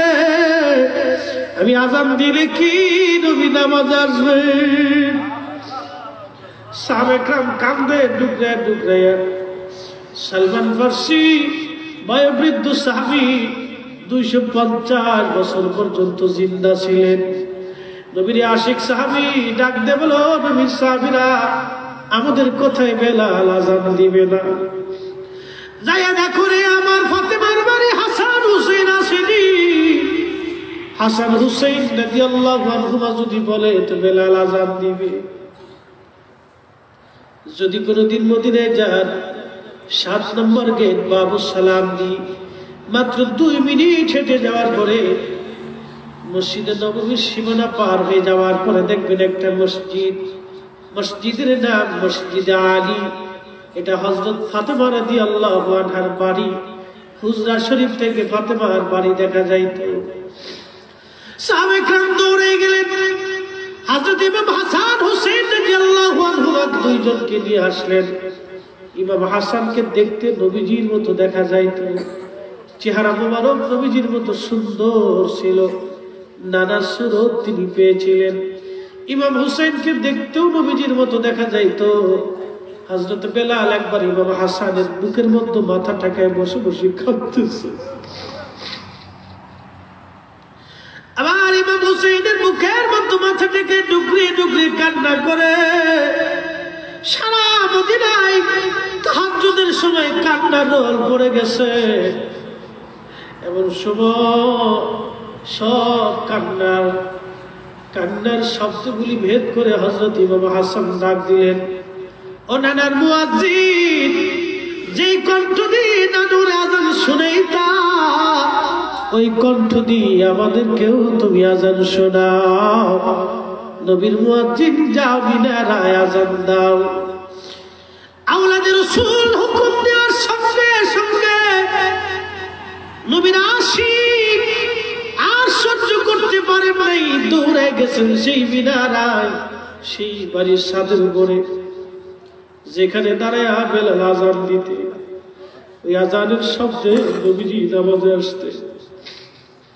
যখন বেলাল আযান দিল, আল্লাহু আকবার আল্লাহু আকবার, প্রথম আযানের ধমনীতে মদিনার সব বৃদ্ধরা ঘর থেকে বের হয়ে নবীর মসজিদের দিকে দৌড় মারছে।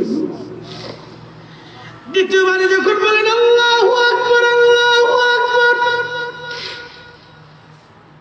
শিশু বালক ঘর থেকে বের হয়ে দৌড় মারছে। তৃতীয়বারে যখন বলেন আশহাদু আল্লা ইলাহা ইল্লাল্লাহ, সব নারীরা ঘর থেকে বের হইয়া নবীজির মসজিদের দিকে দৌড়ায়। মদিনাবাসী মনে করছে গো আজকে বুঝি নবী আমাদের মাঝে ফিরে আসছে রে, রাসূল বুঝি আমাদের মাঝে ফিরে আসছে। সব মদিনায় কান্নার রব, কান্নার আওয়াজ চারিপাশ থেকে বের আসে, কান্নার আওয়াজগুলি ভেসে আসতেছিল চারপাশ থেকে, শুধু কান্নার কান্না, কান্নার কান্না। নবী রওজা শরীফের চারপাশ, মসজিদ নববীতে মদিনাবাসীর ভিড় পড়ে গেছে। আরে মদিনার মানুষ নবীর কত ভালোবাসত। এজন্য হুজুর বলতেন, আমার মদিনার মানুষকে যারা কষ্ট দেয় তারা আমি নবীরই কষ্ট দেয়। আল্লাহ আমার মদিনার মানুষকে যারা ভয় দেখাবে, আমার মদিনার মানুষকে যারা কষ্ট দিবে, আমার মদিনার মানুষকে যারা হত্যা করবে, আমার মদিনায় যারা রক্তপাত করবে, আল্লাহ তাদের দুনিয়ার সব আমলগুলি বরবাদ হবে, তারা কিয়ামতের ময়দানে শূন্য হাতে আসবে। এই জন্য মদিনার কোন মানুষকে কষ্ট দেওয়া যাবে না, ব্যথা দেওয়া যাবে না। এটা খুব আদবের জায়গা। মদিনার মানুষ যদি কোনোদিন দেখবেন মদিনাতে উহুদে গেলে দেখা যায় কিছু অরিজিনাল মাদানী মদিনার মানুষেরা খেজুরে আপনাকে খেজুর খাওয়াবে। উহুদে যখন গেলাম দেখি একটা ছোট্ট বাচ্চা অনেক সুন্দর, তার দুটি ভাই নিয়ে আসছে খেজুর খাওয়াইতে, বড় চমৎকার মায়াবী চেহারা। আমি সালাম দিলাম, সালামের জবাব দিল। জিজ্ঞেস করলাম আনতা মাদানী? বলে নাম, হ্যাঁ আমি মাদানী। আমি তাকে চুমু খাইলাম, আমি তার সঙ্গে একটা ছবি তুললাম। আমাকে বলে ইয়া হাজ তাল, আমাকে হাজ বলে ডাক দিল, আমাকে খেজুর সাজলো, আমি খেজুর খাইলাম, বড় খুশি হলো। মদিনার মানুষগুলি মেহমানদারি করে এখনো, মদিনার মানুষগুলি এখন অনেক শরীফ, অনেক ভদ্র, নবীর আশিক। আল্লাহর নবী বলছেন, ও আমার উম্মতেরা, মদিনার মানুষকে তোমরা কষ্ট দেবা না, ব্যথা দেবা না। আমার মদিনার মানুষকে যারা ব্যথা দেয়, কষ্ট দেয়, সেটা আমার নবীকেই ব্যথা দেয়। যারা মদিনার মানুষের সঙ্গে যুদ্ধ করবে, নবী বলতেছেন কিয়ামতের ময়দানে তাদের আমলগুলি বরবাদ হয়ে যাবে, শূন্য হাতে তারা মদিনাতে আল্লাহর কিয়ামতের ময়দানে উঠবে, তাদের হাতের মধ্যে কোনো আমলনামা থাকবে না। এই জন্য ইয়াজিদের বাহিনী মদিনাতে 3 দিন হত্যাযজ্ঞ করেছিল। 10,000 মদিনার মানুষকে তারা হত্যা করেছিল, 70 জন সাহাবীকে তারা শহীদ করেছিল, 700 কোরআনের কারিকে তারা শহীদ করেছিল। আরে মদিনার পর্দানশীল 1000 কুমারী নারীকে ঘর থেকে বের করে নিয়ে তারা তাদের ইজ্জত লুণ্ঠন করেছিল। নবীর মসজিদে 3 দিন আযান দিতে দেয় নাই, 3 দিন আযান বন্ধ রেখেছিল। 3 দিন মদিনায় আযান দিতে দেয় নাই, 3 দিন মদিনায় আযান বন্ধ রেখেছিল ইয়াজিদের হুকুমে। নবীর মসজিদে আযান হয় নাই, মসজিদে নবীর বারান্দায় ঘোড়া গাধা বেঁধেছিল, পায়খানা প্রস্রাব করেছিল ঘোড়া গাধাগুলি। সাইদ ইবনুল মুসাইয়িব নবীর রওজা মোবারকের পাশে পাগলের বেশ ধরে বসেছিলেন। উনি লক্ষ্য করতেন যখন জোহরের রক্ত হতো, নবী রওজা শরীফ থেকে আযানের আওয়াজ ভেসে আসতো। আজকে ওহাবি নজদি সৌদির 5 লক্ষ না কুকুর, জাহান্নামের নিকৃষ্ট কুকুরের দলের আজকে জাহান্নামের নিকৃষ্ট কুকুর খারেজি নাসিবের দলেরা বাংলাদেশে এসে মসজিদের মধ্যে ওয়াজ করে। ইয়াজিদের কোনো দোষ ছিল না, ইয়াজিদ ভালো মানুষ ছিল, আল্লাহর কসম, খোদার কসম করে বলি, যারা ইয়াজিদকে ভালো মানুষ মনে করে সেই দল মাযহাবী বাটপার, এদের পিছনে কোনো মুসলমানের ইক্তেদা হালাল হবে না। এদের পিছনে নামাজ পড়া মুসলমানদের জন্য হারাম হারাম হারাম হারাম। কথা বলেন ঠিক না বেঠিক?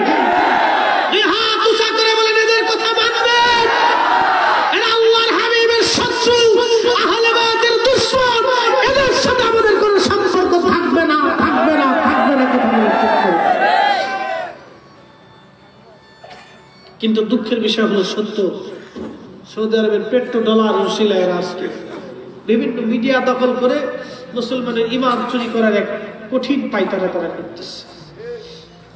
এরা প্রথমে আপনাকে নামাজ দেখাবে, রোজা দেখাবে, হজ দেখাবে, যাকাত দেখাবে, মাসালা দেখাবে।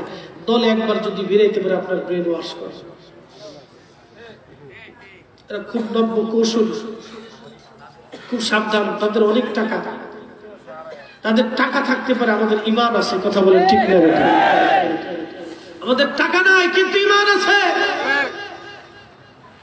টাকা দিয়ে ঈমান কিনা যায় না, টাকা দিয়ে জান্নাত ক্রয় হয় না, টাকা দিয়ে রাসূল কিনা যায় না। নবী কিনতে হলে হুব্বে রাসূলের চোখের পানি যদি নজরানা দিতে পারেন তাহলে রাসূলকে খুশি করা যায়, ঠিক না?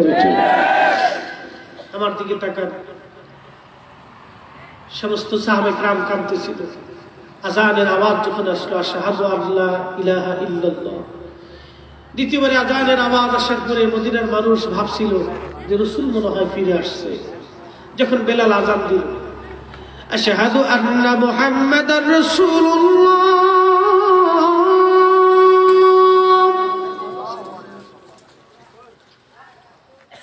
নবীর মুয়াজ্জিন বেলাল যখন আযান দিলেন আশহাদু আন্না মুহাম্মাদার রাসূলুল্লাহ, তখন সারা মদিনার মাটিগুলি থর থর থর থর করে কেঁপে উঠল। মদিনার মাটিগুলি কেঁপে উঠছে। নবীর আশিক, নবীর পাগল বেলাল অজ্ঞান হয়ে পড়ে গেলেন। হুশ ফিরে আসার পরে বেলাল নবী রওজা শরীফের জালিশে মাথাটাকে কান্দার বলে, হুজুর আমি আযান দিছি, আপনি নামাজে আসেন নাই। আপনি আসতে বলেছিলেন, হুজুর আমি আসছি, গোলাম হাজির। আমি আযান দিছি নবী, আপনি নামাজে আসেন নাই। নবী গো, আমি বেলাল আযান দিলে আপনি যদি নামাজে না আসেন, আমি বেলালে আযান আর কোনদিন নবী দেব না। কতটা ভালোবাসা অন্তরে ছিল। নবীর আশিক কিছুদিন পরে কলিজা ফেটে মারা গেছিলেন। কলিজা ফেটে, রাসূলের বিরহ বেদনা সহ্য করতে না পারে কলিজা ফেটে মারা গেছিলেন। আর একটা উট কাসওয়া, সে জান্নাতে যাবে কিয়ামতের ময়দানে নবী পাকের সাথে। নবীজির ইন্তেকালের পরে সে খাওয়া দাওয়া বন্ধ করে দিল। পানি পান করাইতে পারে না, কেউ খাওয়াইতে পারে না, শুধু কান্নাকাটি করে। একদিন হুজুরের বিরহ বেদনা সহ্য করতে না পারে এই উট ঝাঁপিয়ে কুয়ার মধ্যে পরে আত্মাহুতি দিয়েছিল। সেই কুয়া এখনো আছে। নবী বলেছেন 10টা বস্তু জান্নাতে যাবে, তার ভিতরে 1 নম্বর, আমি যে উটের পিঠে সাওয়ার হয়ে মক্কা থেকে মদিনাতে আসছি, এই উট কিয়ামতের ময়দানে আমার সাথে জান্নাতে যাবে। আরো জোরে বলে আল মুরউ মা মান আহাব্বা, যে যারে ভালোবাসে তার সাথে তার হাসর নাসর হবে। সুবহানাল্লাহ, কি বাড়ি যায় হবে? তাহলে আমরা নবীকে ভালোবাসি কিনা? জোরে বলেন, বাসি কিনা? আমরা মিলাদুন নবীর মাহফিল করি কি নবীরে ভালোবাসা না তাবারুকের লাগা? জোরে বলেন, ভালোবাসা না তাবারুকের লাগা? যারা কয় আমরা সিন্নির লেগে মিলাদুন নবী করি, ও বেটা পাগল ছাগল, ও বেটা পাগল ছাগল। আল্লাহর হাবিবের দপ্তরে মিলাদুন নবীর মাহফিলে এ যাবৎ সুন্নিরা হাজার হাজার গরু কুরবানি করেছে, কোটি কোটি কোটি কোটি মন চাউল জ্বালিয়ে মানুষকে খাবার খাওয়াছে। আজ পর্যন্ত সুন্নিরা গরিব হয়ে যায় নাই, কথা বলেন ঠিক না? আমরা সিন্নির লেগে মিলাদ করাই না, বিয়াক্কেল। আমরা সিন্নির আশেক না, আমরা অরিজিনাল নবীর আশেক। নবীর আশেক দিকে সারা বছর আমরা মিলাদের মাহফিল করি, কি কথা বলেন ঠিক না? জিলাপি দিলিও আছে, না দিলিও আছে। তোমরা তো জিলাপি দিলিও আহ না, না দিলিও আহ না। তোমরা কিসের আশেক? তোমরা খালি কুরবানির সামরার আশেক আর ফেতরার আশেক। এটা তো আমরা বুঝি। মিলাদুন নবীতে তার সামরাও পাওয়া যায় না, ফেতরাও পাওয়া যায় না, উল্টে দেওয়া লাগে। অতএব আমি আমার ভাইদেরকে বলবো, যারা আমাদেরকে শব্দ অস্ত্র দিয়ে ঘায়েল করতে চায়, এই শব্দ অস্ত্রের কথাগুলি শুনে আমরা যেন মন খারাপ না করি। আল্লাহর হাবিবের কোন বিষয়কে ছোট করে যেন আমরা না দেখি, নবীজির কোন বিষয়কে আমরা যেন ছোট করে না দেখি। একটা ঘটনা শোনাই। হাজামা বুঝেননি? হাজামা আরবিতে হাজামা কয়, বাংলাকে সিঙ্গা লাগানো। মুসলমানই দেওয়া না, সিঙ্গা লাগানো হাজামা কয়। বুখারীতে কিতাবুল হাজামা আছে, কিতাবুল হাজামা অর্থাৎ সিঙ্গা লাগায়া দূষিত রক্ত বের করে। এটা প্রাচীন পদ্ধতির এক চিকিৎসা, আল্লাহ নবী নিজেও করাইতেন। নবী বলতেন এই চিকিৎসা যারা করাবে 70টা রোগ থেকে আল্লাহ তাদেরকে বাঁচাবে। আর জোরে বলেন বলেন। লক্ষ্য করো, এই হাজামার ব্যাপারে একটা হাদিস আসছে, আল্লাহ নবী বলছেন শনিবারের দিন যারা হাজামা করবে তাদের কুষ্ঠ রোগ হবে। শনিবারের দিন যারা হাজামা করে তাদের কুষ্ঠ রোগ হবে। হাদিসের সনদটা জয়ীফ, দুর্বল। একজন মুহাদ্দিস এই হাদিসটা বললেন, হাদিসটা পড়ার পরে চিন্তা করলেন জয়ীফ হাদিস না মানলেও তো চলে, জয়ীফ হাদিস না মানলেও চলে। শনিবারের দিন হাজামা করতে রাসূল নিষেধ করছেন, আমরা শনিবারেই আমি হাজামা করব। জয়ীফ হাদিস না বললে কি বাস হাজামা করলে। হাজামা করার পরে আল্লাহ কুষ্ঠরোগ দিয়ে দিচ্ছে। আল্লাহ বলেন, কুষ্ঠরোগ দেওয়ার পরে সারা শরীর দুর্গন্ধ, ফেট ফেটে সাদা হয়ে গেছে, চুলকানি, অসুবিধা, পেরেশানি, নানান অসুবিধা। এই মুহাদ্দিস শুধু কান্দে,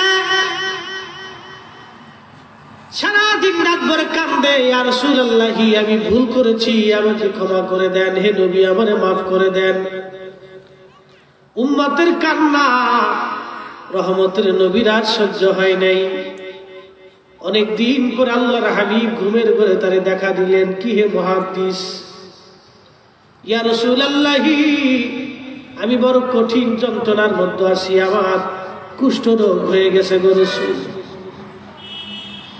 আল্লাহর হাবিব ডেকে বলেন, রে মুহাদ্দিস তোমাকে কি বলি নাই শনিবারের দিন তুমি কি হাদিস পড়ো নাই, শনিবারের দিন হাজামা করলে কুষ্ঠরোগ হয়।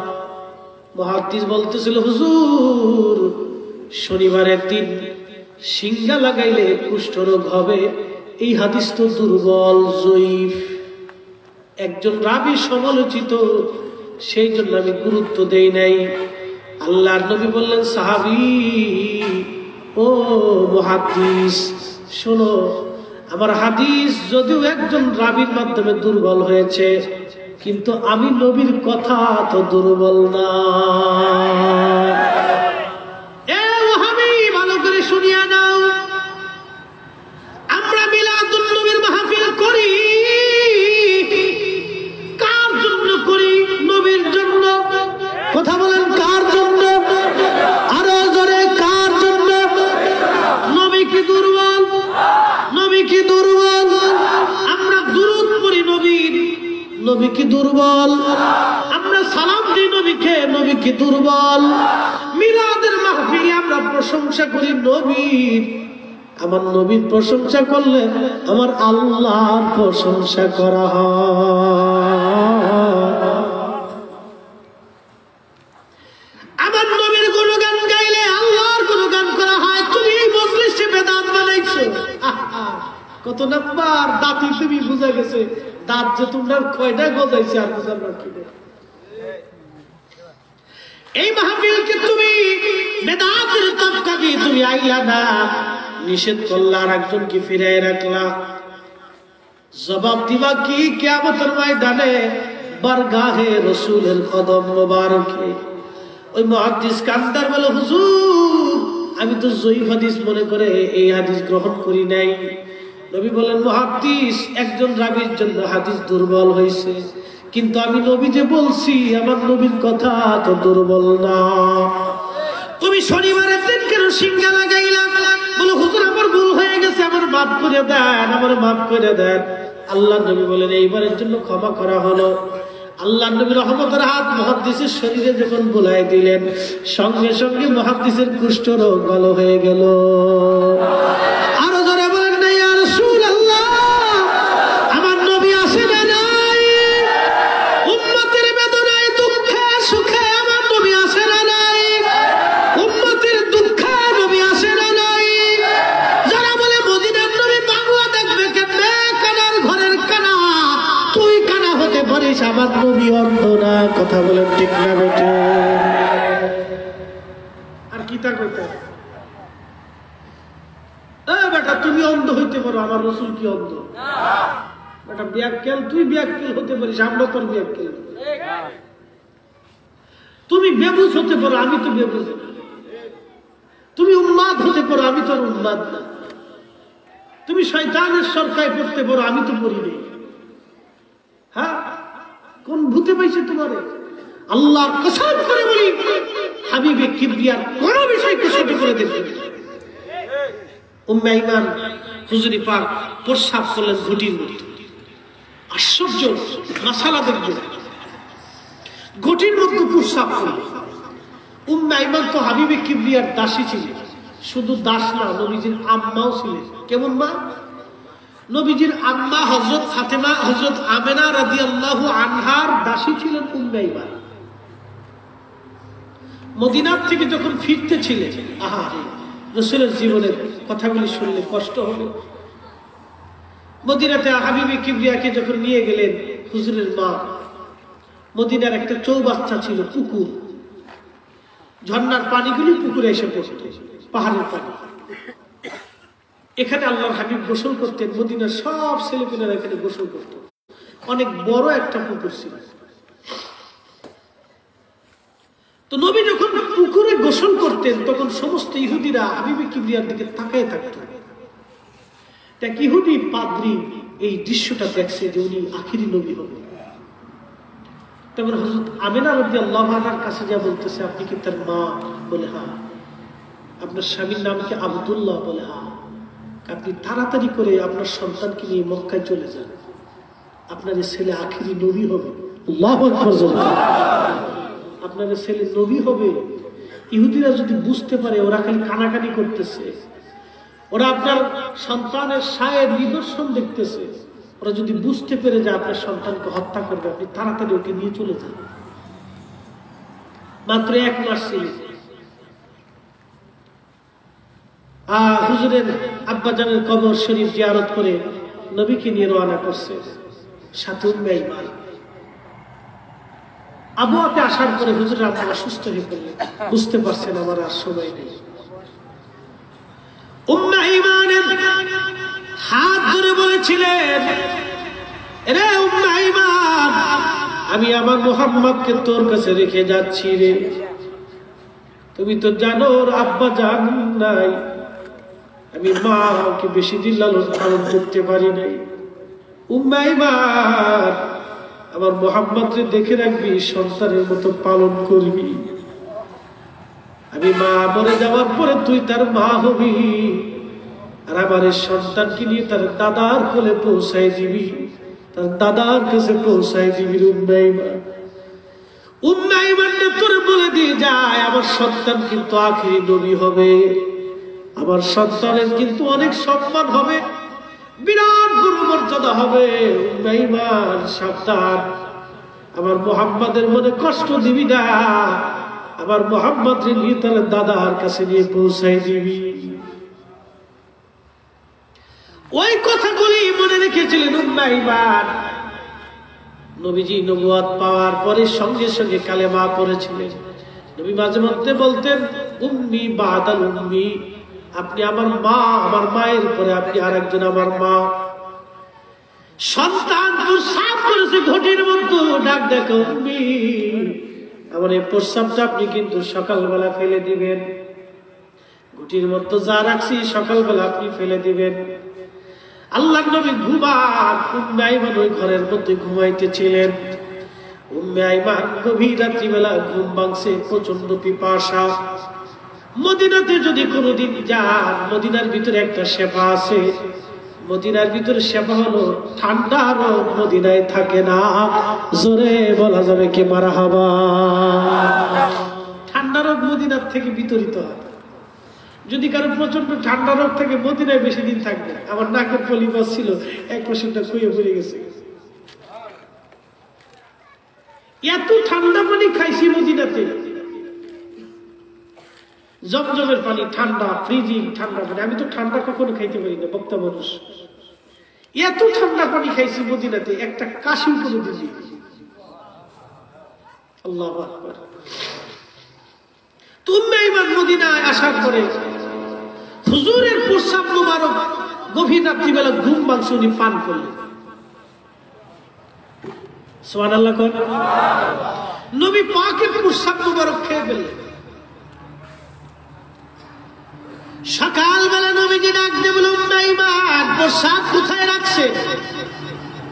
বলে হুজুর ঘটির মধ্যে যেটা রাখছিলেন এটা তো আমি পান করে ফেলেছি। নবী আমার একটা হাসি দিলেন, মুস্কি হাসি। ডাক দিয়ে বলেন মা জননী আপনার পেটে কোনোদিন পীড়া হবে না। আওয়াজ তুলে বলা যাবে কি মারহাবা। এখানে একটা শর্ত দিই, খালি ওয়াজ শুনে গেলে হবে না, কিছু মাসালা বুঝতে হবে। যারা নজদি আছে ওদেরকে জিজ্ঞেস করবেন, এ বেটা নবীজি যে প্রস্রাব করলেন ঘটির মধ্যে রাখলেন, প্রথম রাত্রের প্রস্রাব পান করলেন শেষ রাত্রে। প্রস্রাব করে ঘটির মধ্যে রাখার পরে এটার গন্ধ কি কমে না বাড়ে? জোরে বলেন। আপনি যে প্রস্রাবটা করলেন 1 ঘন্টা পরে কি এটার দুর্গন্ধ কি বাড়বে না কমবে? উম্মে আইমান যখন প্রস্রাব মোবারক নিয়ে মুখের ঘটিটা নাকের মুখের কাছে নিলেন, নাক কি সেলাই করা ছিল? এই নাক তো আল্লাহর একটা কুদরত।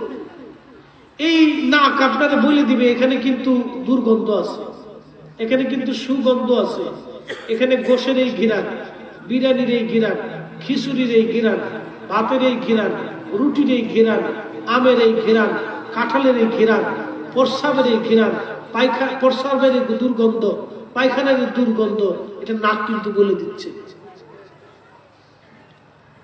যেই বেটা কয় নবী আমরার মতো জিজ্ঞেস করে তুই কালকে মুতবি, মুততে তুই 2 ঘন্টা তোর কাছে রাখবি, রাখার পরে তুই খাবি, আর কি দেখবে তা ওর জিজ্ঞান তোর সাইকেল হাদিস তো খাওয়াবি। তোর যে সাইকেল হাদিস তোরে পড়াইছে, তোর যে সাইকেল হাদিস ওয়াজ করে, তোর যে শায়েক ওয়াজ করে তোরে বুঝায় নবী তোমরার মতো, তুই একটু মুততে ওই শায়েকের একটু ভালো করে খাওয়াস। কথা বলেন না কেন? এত দলিল দেওয়ার দরকার কি? দলিল খারার উপর দিয়ে যা তুই মুই তো তোর শায়েকের কাছে নিয়ে যা, আর না তোর শায়েকের মুখ তোর কাছে এনে যা। পাগল ছাগল দেশে ঘুরে গেছে। এই পাগল ছাগল দেশে যে কত বর্ষে আল্লাহ জানে। আমার দিকে তাকান, বুঝার জন্য বলতেছি। উম্মে আইমান 1 দিন আর 2 দিন তো রসুলকে চিনেন না, নবীকে ছোটকাল থেকে চিনেন। কি কথা বলেন ঠিক না? আমরা কি নবীর একটা দিনের জন্য দেখার সৌভাগ্য হয়েছে? আরে যদি একটা দিন দেখতাম তো পাগলের মতো হয়ে যেতাম। দেখতে পারি নাই তাই খালি দেখার লেগে পাগল হয়ে যাই। দেখলে কি তা করতাম আল্লাহ জানে। লক্ষ্য করুন, ছোট্ট কাল থেকে উম্মে আইমান রাদিয়াল্লাহু আনহা রাসূলকে দেখে দেখে বড় করছেন, মানুষ করছেন। মায়ের মতো আদর দিয়ে সন্তান যেইভাবে বড় করে বড় করছে, সন্তান প্রস্রাব করছে, মা খেয়ে ফেলে দিয়েছে। কি ভাবতেছেন তারা রাসূলকে কিভাবে চিনছে? আর আমার দেশে সাইকেল হাদিস নবীরে কেমনে চিনছে?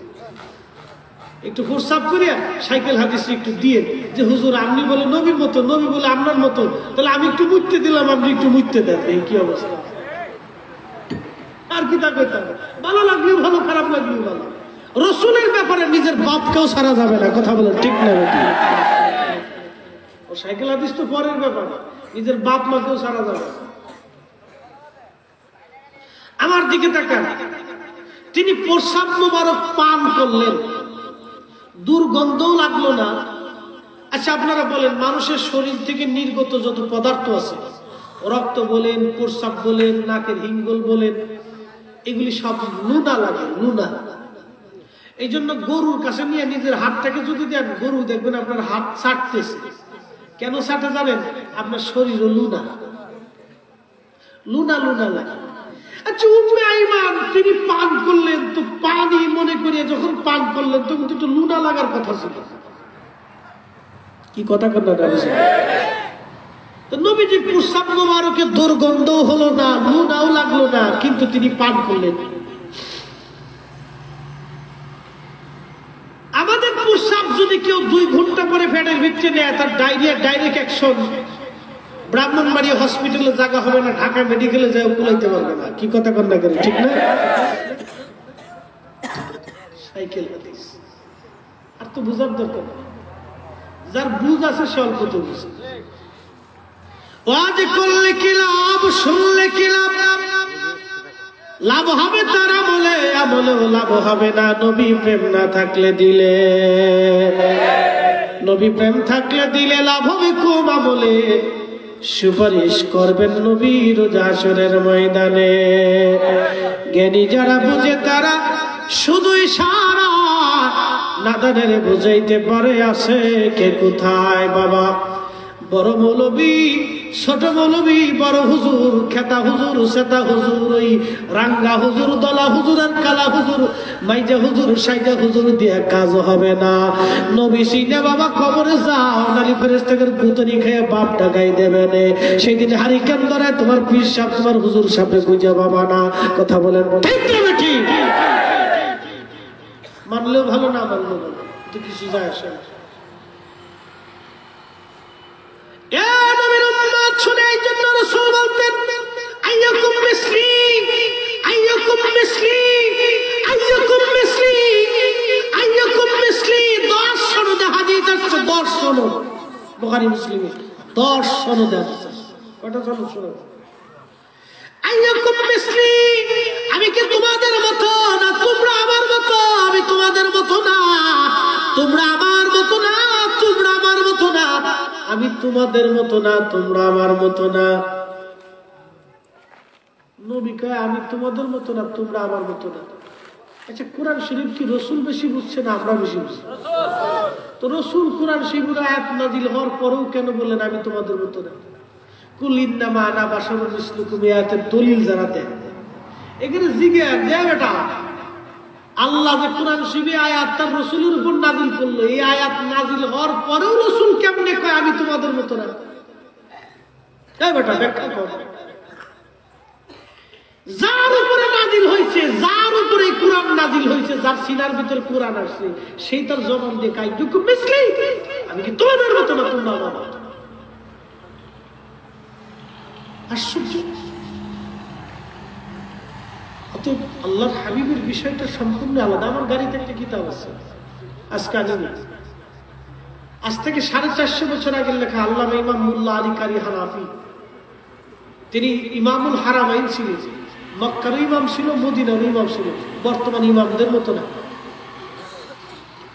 450 বছর আগের মক্কার ইমাম নবীজি নূরের উপরে কিতাব লিখেছেন, মিলাদের উপরে কিতাব লিখেছেন, আল মাওরুদুর রাবি ফি মাউলিদিন নবী সাল্লাল্লাহু আলাইহি ওয়াসাল্লাম। একবার জোরে বলা যাবে না মারহাবা? অতএব তারা যদি হক হয় তাহলে আমরাও হক। কি কথা বলেন, ঠিক না?